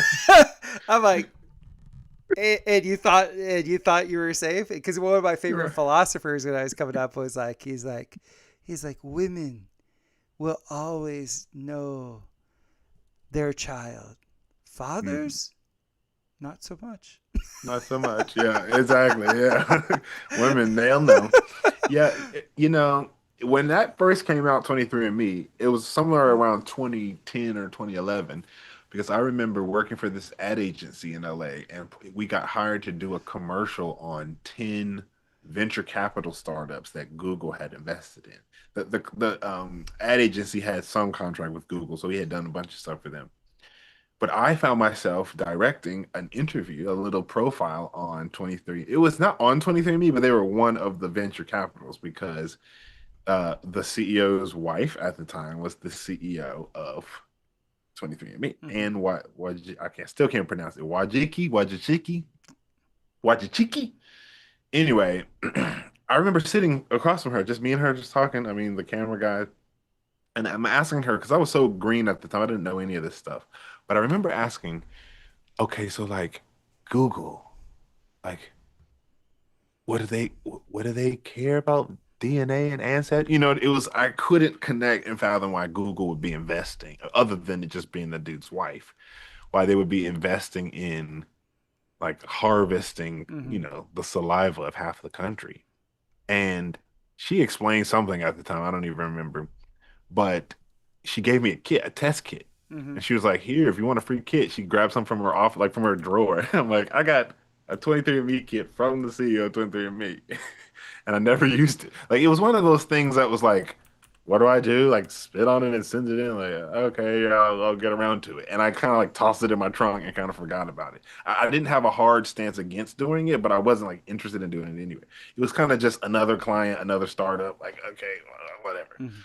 And now looking back, I'm glad I didn't. But yeah, I just remember all the other companies that we profiled that day. The picture it's shaping 15 years later is such like Google was very strategic at the time. I'm just a guy doing a gig, and I'm sitting front row, I guess, across from several of their the CEOs of several of their startups. And at the time, I remember one was called the Climate Corporation, one was called Avos Systems, which was the one by the guys who started YouTube. They later started a separate one. There was the same one about the guy who started Facebook, Sean. I forgot the other one, not the one from the social network, but the like brain. He was in the social network, but he was the brains guy behind it. But they did another startup with him, and I remember filming it at this dude's apartment, and he was like coked out of his mind, like way late for the interview. But I just remember the situations that job put me in, the interviews and the conversations I was having gave me this kind of personal experience, what you were explaining earlier about we really only know what we have as personal experiences to go off and we know what we're told.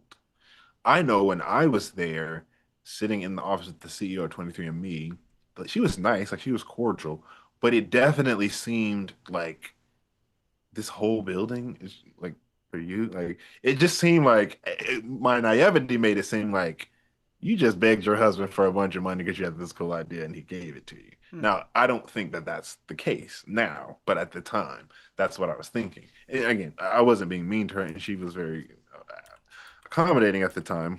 But I just remember looking back over the years and going, these people was investing in the Human Genome Project across several different categories, and I'm sitting there making a little documentary about it, Hmm. filming it all, putting graphics on it. Had no clue what I was building, or at least who I was profiling at the time. But I'm looking at it and I'm thankful for those experiences because they taught me how the compartmentalization of it all actually kind of works. I honestly don't think that that lady, I mean, she's dead now, but I would be, if I'm guessing, I don't think she was a mastermind behind it all. I think Yeah. they were like, hey, I need you to like manage this company where we gather human bioinformation, Well, period. you've said something really brilliant. I forget exactly what it was about with Charlie Kirk, but the way I was interpreting it and the way I see it is he was the perfect example of what you're talking about as being a figurehead that really didn't know what was going on. Like the whole organization of Tapusa. That's such a funny name, by the way. Tapusa. Tapusa. Like every time I say that, I like chuckle because I have like a 6-year-old mentality. But Tapusa, I know, right? Tapusa. But he had no idea the level of Oh, gears, and then he does start to be like, now whether he's a real thing or not, I think the whole thing you was mean whether he's really dead or not? yeah, like I think it's theatrics, right? You um do? That's so fascinating that all my like super smart friends think that he's faking. And I'm like the only one who's like, really? I think he's dead. Like, why do y'all think? I'm just curious.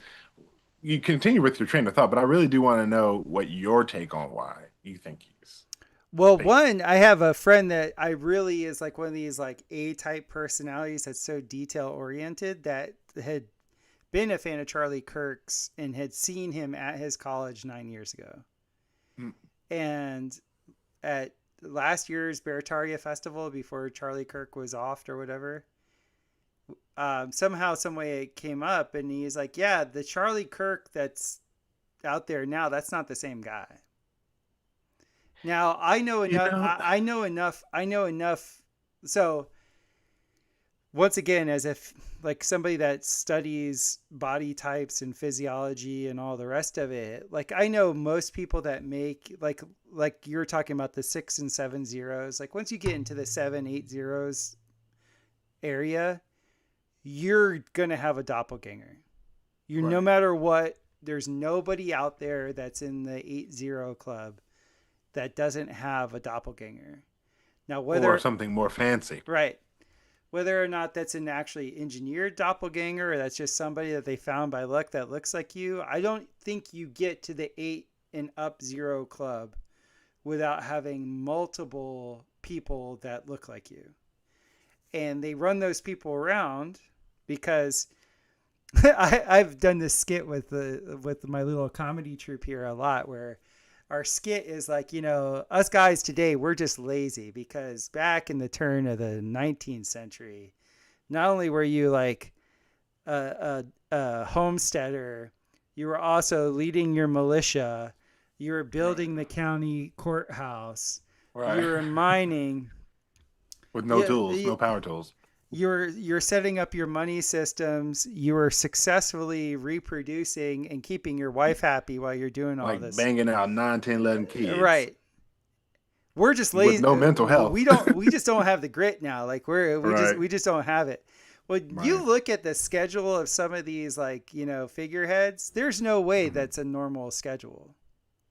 Of course not. Yeah. The Elon Musk one is such an obvious one. It's such an obvious one. Yeah, and It's like kind of like, especially when I talk to there's a guy I know who he was my buddy Joel, his friend used to work at SpaceX, and because I was in his wedding and we had several events together, I always saw his rocket scientist friend, and I rocket remember stove being science like, friend, rocket stove okay, well, I science got a friend. rocket stove science friend, and then I got a rocket scientist friend. Yeah. So I remember asking him one day, I was like, all right, you a rocket scientist, right? You worked at SpaceX, right? He didn't work there anymore. And I go, what was it like working there? What was it like being around Elon? He's like, well, I wasn't really with him that much. I probably interacted with him 3 or 4 times, but he said you could always see him in his office. Like he was over there. He spent half the year at Tesla and the other half the year at SpaceX. And he was often there all day, every day, like till way late at night. And I'm just listening. And the guy, he wasn't a Kool-Aid drinker, but he didn't seem to question anything about it either. It's kind of somewhere in the middle. And he did talk about not liking to work for the company, but he wasn't questioning like the concept of space and like the Falcon and all that stuff, at least to my awareness. But I remember him saying and explaining his seeing Elon through his office window kind of across the way, and you would always they'd be leaving for the day, and he sometimes he'd sleep in there on the floor. And I'm just like, I don't know, bro. Not while you running PayPal, Twitter, SpaceX, Neuralink, Starlink, which is an offshoot of SpaceX, Tesla. You're in the Met Gala. You smoking, chiefing with Joe Rogan. You got 14, 15 kids now. Like it's just, I don't buy it. Like I don't buy you work. I don't buy the fact that you claim to spend most of your time with these companies that are based on technology that the name doesn't even apply to. Plus, are you the marketing guy? Are you the brains guy? Are you the engineer? You know, it's Mm-hmm. the same thing with Bill Gates. Growing up, I used to think Bill Gates was like super smart. I was a computer nerd. I loved Microsoft. I loved all things computers, technology. And then at some point in like my late 30s, I started hearing him talk, and I was like, He's an idiot. "Oh wow, I think this guy is dumb. I think they just brand autism and like this Asperger's style, Yes. like fixation on certain micro details as somehow being smart, like a Rain Man." Well, look at But I what they said, I showed us. bet They showed us Stephen Hawking, who's Hawking, literally right? doing Chewbacca noises, Right, and like, right. and then he has this like British autist that's like Yeah, like talking to him like it. he's I've said this reading to ever poetry. for the women in my life. I'm like, dude, just because it's a British accent doesn't mean it's worth listening to. Like they Right. hear anything in a British accent, every woman just like, Just like, I know. oh yeah, yeah. It's David Attenborough. I Uh, blame him. he he enunciates so well. He Right. speaks so well. It's just like, Except for when it comes to the letter R, then he doesn't enunciate. It's oh, like, dude, it's so crazy. But look at the social engineering is so perfect at that. They show utter buffoonery. They tell you that is the pinnacle of intelligence. And like, I'm yeah. sorry, I've written about this, and I'll say this to the end of the days. And I think this is just my flavor of labeling this. Hmm. I think true intelligence and brilliance is when you can cross correlate data in unrelated fields Ways, and yeah. then see the pattern. What I see with a lot of autists and what I see with people that have a touch of the tism and things like that, they can't cross correlate. They have blinders. They're just like literally like, Mm. and that's why so many of them love AI, because AI gets in this recursive pattern of just telling you the same thing over and over and Over over and and over over. and over And and and over. it always powder puffs you every single time. It's Right. kissing your basically kissing your boots. You know, Topher, that's a great question. You're the only person thinking like this. Just you. I, So I here's I how I actually asked it. called Would you my like me to answer it more? I call my AI Eliza just for that, just to give it the right moniker for that. Eliza. Exactly. Eliza, thank you, Eliza. Thank you, Eliza. It's So, like it's flattering lies. That's very well, frilly, that's beautiful. what the cyberneticists in the '60s figured out. They figured out if they did the sandwich marketing technique on people, the people robot as being human, and Say that that one more time. If they did the sandwich marketing on people, people would do what? the sandwich marketing technique where you're complimented and then they give you the meat of the sandwich and then they compliment you again, like the compliments or the Oh, right. bread. Yeah, yeah. That's a very old marketing tactic, right? And so it was written in How to Win Friends and Influence People by Dale Hmm. Carnegie.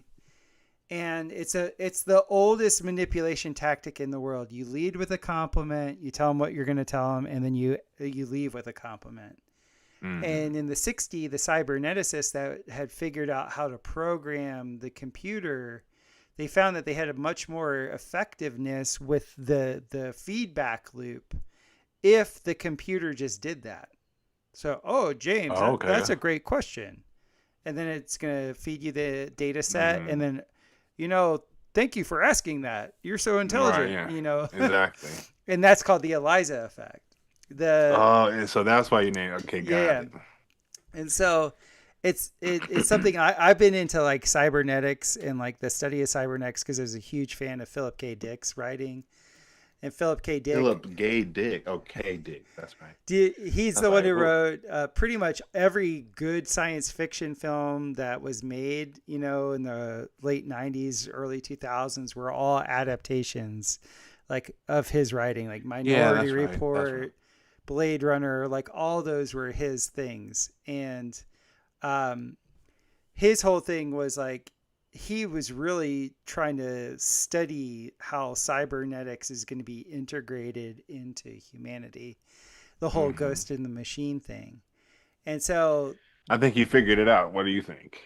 oh, I think he did. And he was very humble at his death. Like he gave this speech near the end of his life where he was like, he was essentially admitting to schizophrenia, but like a controlled schizophrenia.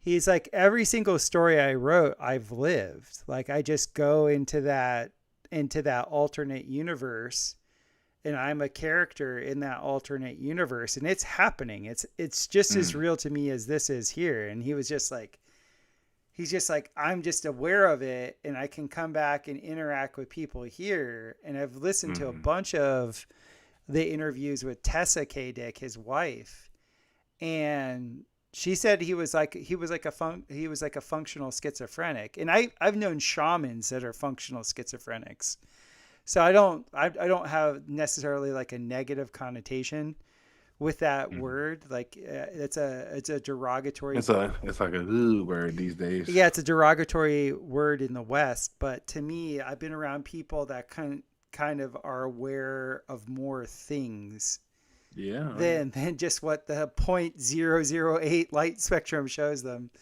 All right. So I tend to understand and empathize with their position. Hmm. Um, Now there are obviously the sicko ones, or there's the ones that are not, are maladjusted, but there are those that are actually very well adjusted and can function in this realm just as much as they function in the other realm. So it other realms, I should say, it's plural. Plural, yeah. Uh, so this gets into like this whole thing with the biofield anatomy, and that's what I want to kind of wrap up with you about, is because my feeling is the big play that happened was a regime change, not like, with the Ayatollah or whatever. The regime change went from, let's call it, the sodomy Jews to like the war Jews, or the Rothschilds to the Seminis or whoever. Mhm. I don't know the names of who it was, but there was a seed change, because you just don't take out Lloyds of London like that. Right. Like the insurance policies on these boats, on these tankers. By the way, we're talking about like thousands, like 1,000 Thank 40-foot yachts, micro containers yachts. on Yeah. these things. You're talking, these insurance policies were in the billions. Billions of dollars. Yeah. Exactly.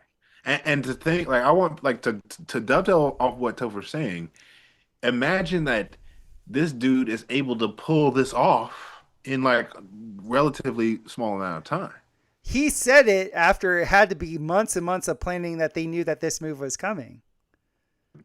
Right, but there's like in order to actually buy insurance, somebody's got to sell you insurance.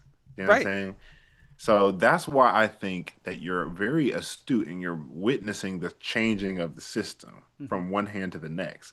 I would change it, say I would say that the sodomy crowd and the war crowd are the same, but the technocracy crowd and the robot crowd Mm-hmm. is different. Okay. And I think it's going from the sodomy and war crowd to the robot crowd. Okay. And part of the members of the robot crowd who are previously aligned with the sodomy war crowd are managing the expose of stuff like Epstein in a very controlled kind of way, specifically to fund the branding and marketing away from the sodomy group Right. into the technocracy group. And I think Doge and other things Doge are same type of thing. It wasn't about the sodomy, it was about the financial fraud basically, but Mm-hmm. same type of thing. You're exposing an aspect of the bigger picture on purpose to buy favor for people to move with you in the next thing. And the reason I think that, because I like how you always bring it back to the spiritual aspect. And after you go a certain level above humans, we talk in powers and principalities and things like that. Mm-hmm. The way I always described it is that if you look at a pyramid, and the top structure is kind of almost like this capstone, and the middle structure is the management layer and what I call the Illuminati layer. And then the bottom structure is really the custodial layer, and everybody under that layer is the people, the average people. So we get to see the faces and the names and argue about Team Red versus Team Blue of everybody in that custodial layer. Their job is to not say nothing when we tell you not to, and to say exactly what we tell you to say. Or in the case of, speaking out against Candace Owens or speaking out against anti-vaxxers or speaking out against whatever we want you to speak out. Now you got to go on the offensive and say what we want you to say, as opposed to just not saying what we don't want you to say. So you have that custodial layer, and at the very tip top of the custodial layer sits the presidents of various countries. So they're still in the third tier at the bottom, Mm-hmm. but they're at the top of that third tier. The layer above them are the very half hybrids, half people with 789 zeros that don't deal in their personal bodies anymore, half people who come from these esoteric orders who don't deal in their personal bodies anymore, half the people who run these upper military, seeing things that don't deal in their personal bodies anymore, or who are working with biofield to biofield communications and things like that. And this hybrid layer. We're at the top of this layer, you're talking powers and principalities. But as you get to the bottom of that middle layer, it's just compromised and computer chipped, and in some cases genetically modified, in most cases genetically modified people. And as you go up, you get less and less and less human, and more powers and principalities Mm-hmm. going through what I just call hybrids in a general sense. Hybrids that look like you, hybrids that don't look like you, who work for security, Mm-hmm. hybrids in the astral that actually are astral security that deal with the other. So there's all kinds of that. And then in that layer, they feed into the top capstone, which are the ancient Nephilim, the old Mm-hmm. guard that's been here this whole time, that's allowed different management to allow different custodians. But the reason for the Epstein and all the debaucherous activity is because those top players are being transformed and absorbed, almost hazed into this middle or closer to this middle layer. And it's my belief that the controllers in the top and middle categories are now collapsing that bottom category thanks to the blockchain. They don't Mm. need the custodial layer anymore. Makes sense. They're just collapsing it all. And the process of the collapse is about telling y'all everything that they know exactly these custodians did, because it was the middle players that the custodians were doing it for the whole time. They were the ones with the tapes and the cameras hidden on the island that we still talk about. So the powers and principalities are dealing with like sophisticated Akashic record, tabs, private investigation, personal tapes and technology, all kinds of stuff. And I think we're watching cloned, honestly, like duplicates. Like I think people are basically being anybody that the middle management wants to bring into the new system, they're swapping them out for augmented humans, hybrids, and like duplicates of themselves. Mm-hmm. Maybe they'll kill the person, maybe they'll put them in a shelf somewhere, maybe they'll put them on an island somewhere in outer space. Different options, but whatever it is, you're operating through a managed system if you're at the top of this layer moving forward. Mm-hmm. And I think over time, it's just been like, all right, your number's up. All right, your number's up. All right, your number's up. All right, Charlie Kirk, your number's up. And maybe that came up a year before he actually got taken out. That it's the fact that people at the Charlie Kirk level don't necessarily know that this is Yeah, possible. they're the unwitting dupe is the most effective dupe Exactly. Is the most effective dude because he can sleep decently at night if he's actually sleeping with because his he comes with authenticity. correct. You know every time Hillary Clinton speaks that she's lying. It's not exactly. That's a good point. Yeah, Mm-hmm. exactly. And you can just see it even if you don't want to believe it. But I think that to the point of, um, I think that to your point, the thing about Charlie Kirk that always gripped me once I started paying attention to the dichotomy in his I mean, just not the dichotomy, but just the dynamic in his whole, like the way he was killed or taken off the game map. It's my history always made me aware that the Masonic order, in particular, or any of these esoteric orders, Rosicrucians, any of them, this is like a trajectory thing. Like someone at the age of a Jeffrey Epstein who's proven 40 years loyal, those are the type of people that they protect through witness protection and other means, Mm-hmm. faking the death of. Charlie Kirk always looked to me as someone nowhere near that old enough to be that pledged up. Mm-hmm. Plus, he didn't need to be because we're so far into the script that you don't need new architects. All the architects are living, and the ones that aren't are AI, are like how their brain is some cloning lab getting duplicated right now. What you need is the salesman. You need the people at Chick-fil-A with the tray with the free chicken nuggets in the mall, stopping you from trying to get to where you want to get, so they can give you some nuggets instead of what you was gonna eat, because they don't need more people making chickens. We don't need no more chickens. We don't need no more processing. We just need more people to sell the nuggets. And I look at Charlie Kirk as someone who was a nugget salesman in that regard, busting a gasket in his doggone aorta half the time on behalf of what he firmly believed, Right. right up until he stopped believing it. And then he became a problem. Now, again, I'm not saying he ain't, and I'm not saying that between whenever that Bertaria conference was and when he got shot, that it was a different, like that could very well much be the case. But if that's the case, I consider that him being still held under a form of duress, not him being a master mason who's just traipsing around because he successfully deceived the world at what exactly? A whole idea that his wife is like undoing by the daily, like for everything Charlie Kirk built, Erica Kirk about to undo it in a month and a half. So it's almost kind of like it. Charlie seems like different than someone who they would have kept alive for some sort of protection reason. Now maybe they kept him alive to torture him and to like have him pay off his energetic lease or whatever. I don't know, but it's just kind of like the statement of killing him seems to be a much stronger statement, whereas the statement of having Epstein's death fake and then everybody know he's not, to me that's a very bold statement. It's saying y'all not gonna say nothing, and y'all know he ain't dead, and y'all know we know y'all know he ain't dead, and guess what, we just gonna keep saying Pam Bondi gonna come out and keep calling it a hoax, and Donald Trump's not gonna say nothing. In fact, we about to go to war. Stop talking about this, we're doing something over here. Mm-hmm. See what I'm saying? That's just the way they operate usually. Mm-hmm. But with in the case of Charlie, I just get the impression that he's, you know, someone like him doing the same thing that that Marine was doing when he got his arm snapped.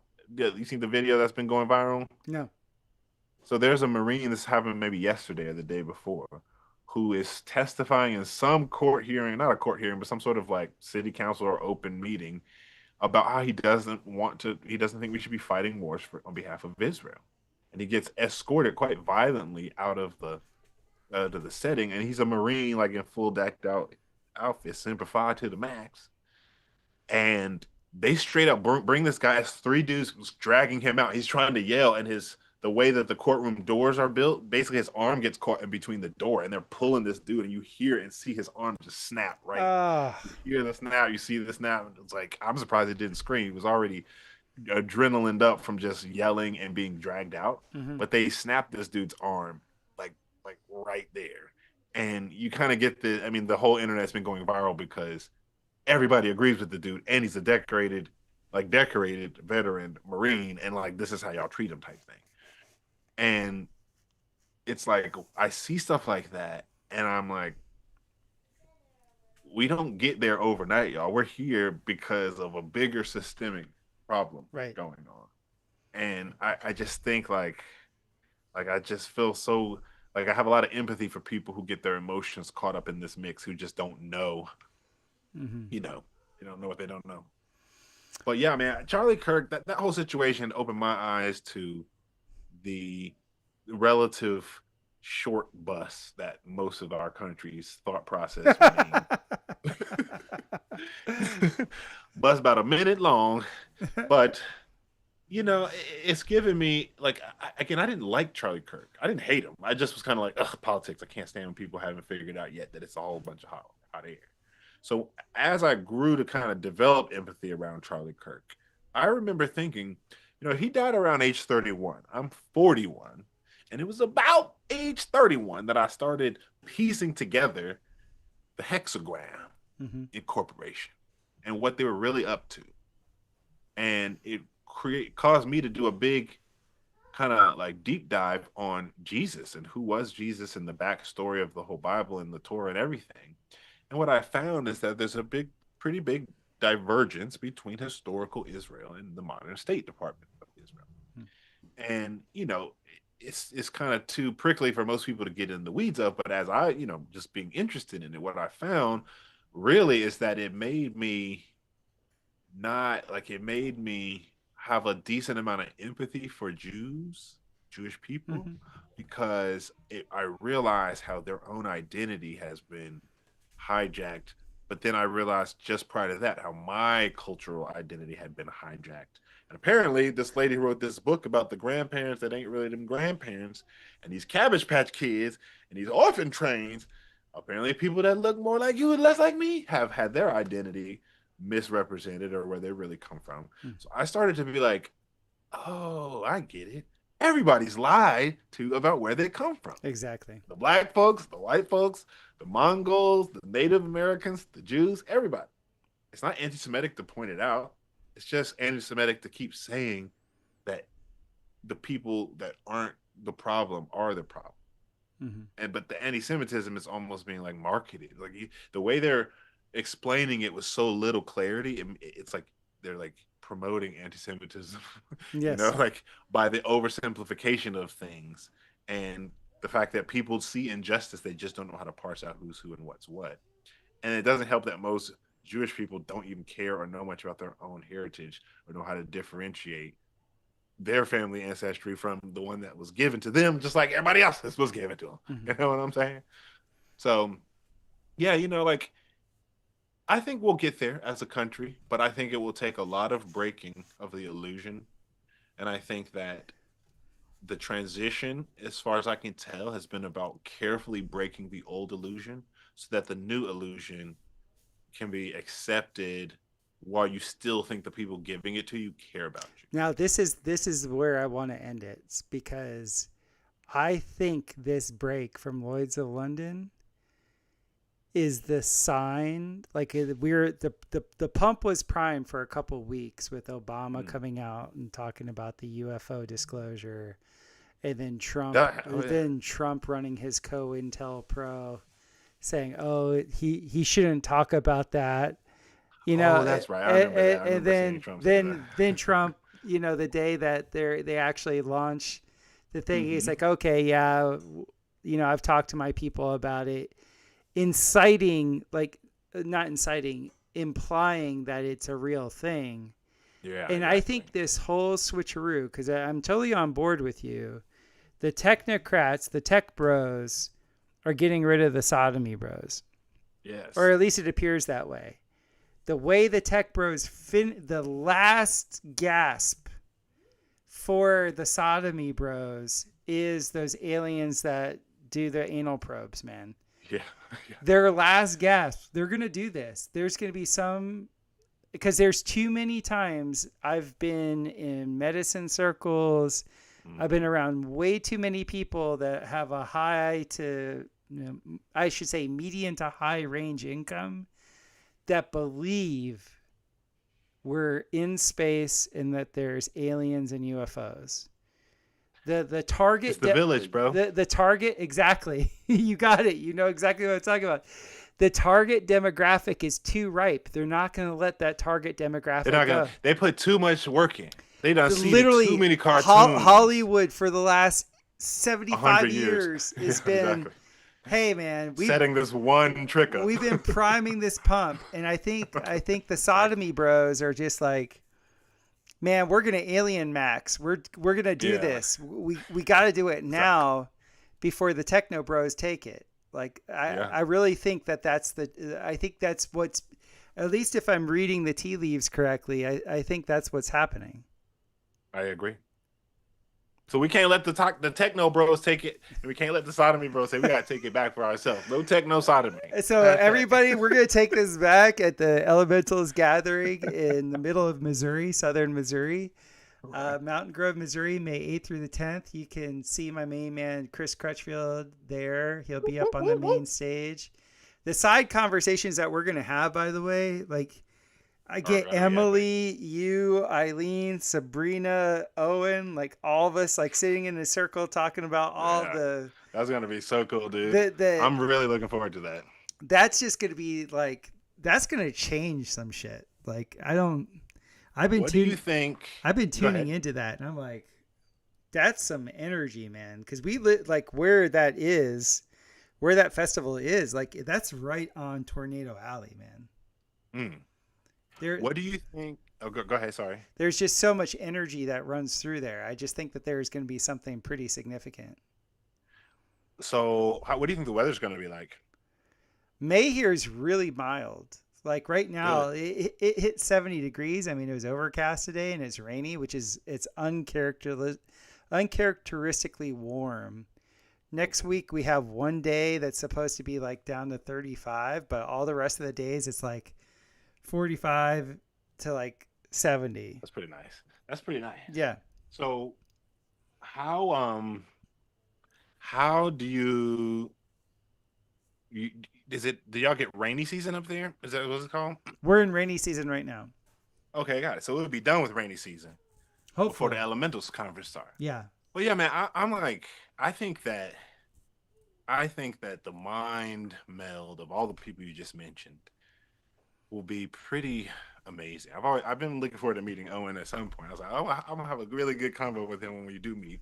But I don't think I ever told you about how when I first got introduced to his work, it was on his whole Paul Week when he did that rant he called Paul Week. A couple of years ago. Yeah. And all my friends who know my views on Paul, they were like, you have to look at this guy's Paul Week. And I was like, oh, this dude's on it. Like, who is this dude? And that was right after we did our big 9-hour, live on disclosing all the research I had done regarding Paul. But it was since then I've always been like, I like the way he thinks.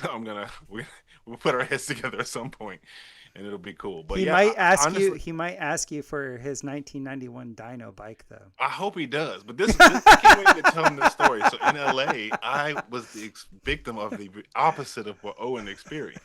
It wasn't a dyno.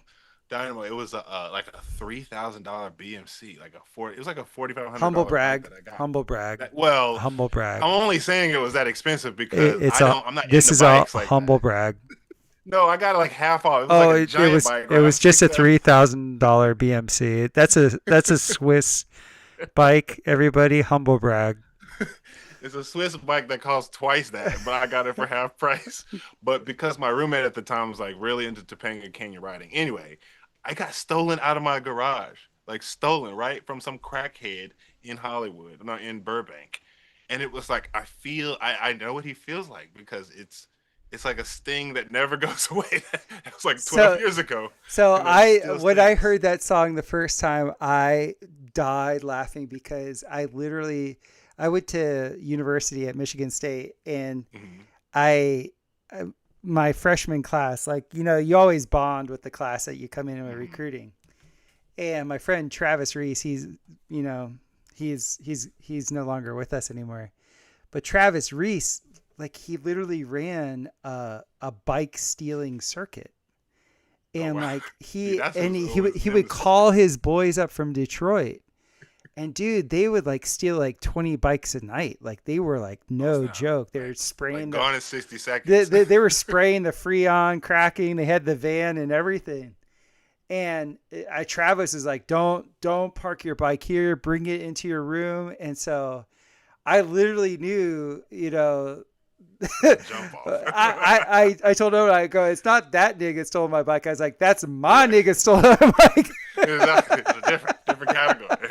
I claim this one. He's good. No, because Travis was, back then in the 90s, when you were a player, they called you a player, and everybody was like if you were down, that was a cool moniker. That wasn't Like things have It gotten was way worse. touchier. People used to call people spig, spaggot, Oh all God, kinds of stuff just for everything, fun. everything. And that was the thing. Guys were always testing each other. They were always shit testing each other. Right, yeah. And if you were the gay guy in the room that couldn't take being called something, like you were like instantly put down. Yeah, exactly. You know, and so like that's why I love that level of humor, because it's just like, you know, it goes back to Chris Rock saying, you know, I love black people, I hate niggas. Like, dude, that I was in a room with my boys when that came out and like fell out. That was the best comedy set I think ever. And yeah, that was a good one. Yeah, I remember that one. Dude, that was 96. Right. All black people know. We all know. Everybody got some niggas in their family. Dude, everybody knows. I grew up watching Friday Night at the Apollo because my best friend Clarence in my neighborhood was black, and his mom was working 2 jobs, so we would stay up, you know, put, you know, Friday Night on the Apollo, and just those guys, that insult humor was the best. The best, yeah. Just so, and they were ruthless, man. Yeah. And that's the thing is, like, I grew up around so many different minorities, whether they're Hispanic, whether they're black or whatever, that like in those cultures, my stepmother was from Thailand, in the Asian cultures, you've never met more racist people than Asians. Yeah, I know, right? Asians can, like, an Asian person can like point out whether that person's like 90% Japanese and 10% Korean. A Korean, like they all hate each other. And so like when I come back to the United States and people are saying, you know, like people in the United States are racist, I'm like, no. You ain't been no. You gotta get out, mama. No, you have no idea. Like you have no idea. Like in Central America, the Costa Ricans, the nicest people in the world, hated Nicaraguans. Oh, really? Hated them. Like to the point of like, why is it like that? Because it took money from them. In their mind's eye, in their that's what it is. In their mind's eye, it was like the Nicos will undercut us, and they would. That's the thing. So Americans turn their nose, not all Americans, but the Americans that are taught to turn their nose up at the wetbacks that'll come and take the money from them. Mm-hmm. The Israelis hate the Palestinians because they're told to, not, you know, for any better reason. And the Palestinians hate the Israelis because, I mean, God dog, like, you've been kicking me my whole life. Like, I get it. Mm-hmm.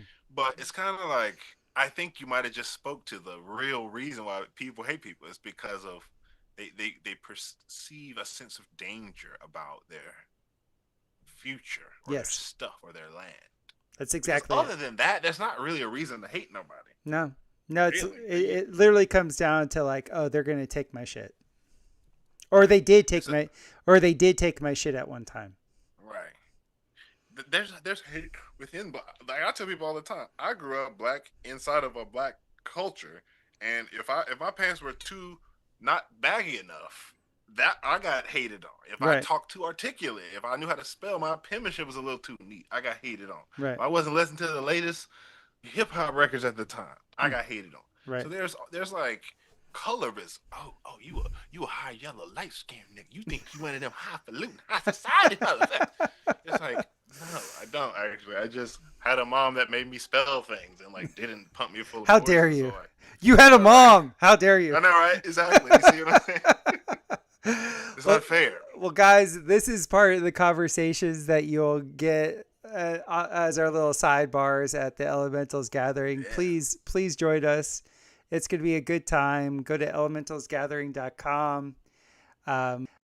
Tickets are available there, all the information. Chris, where can people find you?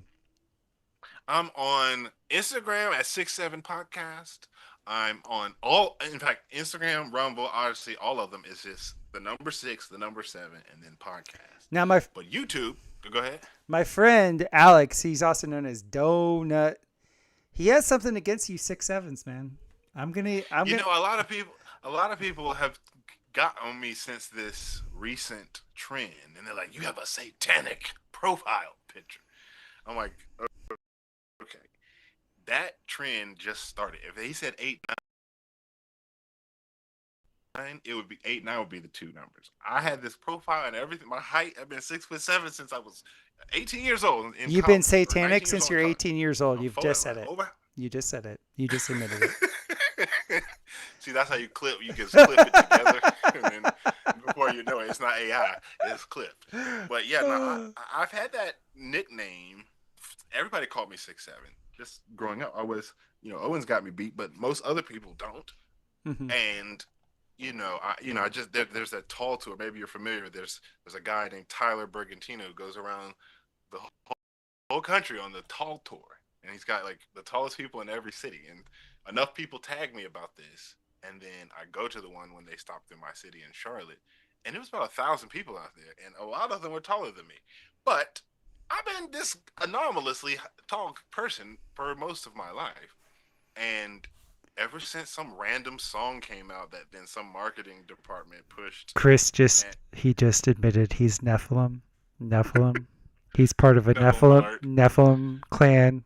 Nephilim, North If Carolina I Nephilim. was, this ain't me. This is my avatar, my Jake Melanated Sully. Nephilim. We know the Nephilim look like clouds. They look like or clowns. They clone Tyrone, exactly. I love that movie. That movie is so funny, dude. It's really fun. It's so well made too. I didn't. Do you know Johnny Walter Seek Oneness? That guy Seek Oneness. I feel like No. y'all overlap. Okay, that's the guy you got to meet. But Seek Oneness, him and I go on these like large 4 or 5 hour like vision quest discussions where we're just talking about everything we've learned. And he was the one like, yo, I think that they cloned Tyrone, and the Jamie Foxx situation was some sort of like indicator that Tyrone has a profile now in their labs because Mhm. of some. He has this whole melanin and eumelanin versus like these categories of melanin. Anyway, the point is he's the one who was really urging me to watch that movie, and I hadn't seen it because the advertising billed it as some kind of weird horror comedy. I mean, it kind of is, but it isn't. But I just never watched it. And then I watched it maybe a month ago or a couple of months ago, and Mm. it is an amazing movie. And they are disclosing a whole lot Yes, they in are. that movie. Kiefer Sutherland's character to me is hilarious. Yes. But yeah, like I think that between the They Clone Tyrone and what's going on in Avatar, that movie with Bruce Willis from back in the day called Surrogates. Surrogates Remember is that movie? incredible. Yeah. That's what we are. Like when I tell you, I'm not gonna say who because I don't want to put him on blast like that. But there's somebody I know who's still alive, who also has worked with Trump multiple times, and out of nowhere, without me ever saying anything, this was years ago. He was like, I think DJT might be cloned, just out of the blue, and I'm like, oh, what Mhm. makes you say that since you met him and I haven't? I don't know. I just met him a handful of times, and every single time he just like he acted like it was the first time I ever met him, and it was like I'm here by your invitation. Like it was a couple reasons this person gave me as to the why he thought that, and I kind of always took that, and with the way I do it is I go anything's possible, Mhm. and a clone is really just a title of a category or something that could be one of several different types within that category. But I really do think that the technocracy change is pulled forward in pole position. And I think that the war sodomy crowd is having their last hurrah Yeah. with what's happening here. Now, I do think that there is some integration and there is a recruitment of sorts happening. So there will be managerial switchover in the acquisition. But I really do think that in order to switch, you have to be augmented. Like they don't let no normal humans in anymore. It's Mhm. it's augmented only. And I think that maybe to the person's point about Charlie Kirk, people at that level were being augmented without them saying nothing. Which again could be why we haven't heard much from Charlie's family, or it could be like they know exactly what's going on. They just ain't trying to die too. Mhm. But I really do see it as like the sodomy bros and the war bros are flailing as the techno bros expose their dirty secrets through the technology that they never knew how to use, Mhm. but the techno bros have halfway installed in their central nervous system. Mhm. That's a great way to end it. Chris, I'm glad this happened. Yeah, me too. When are you going to invite me on your podcast?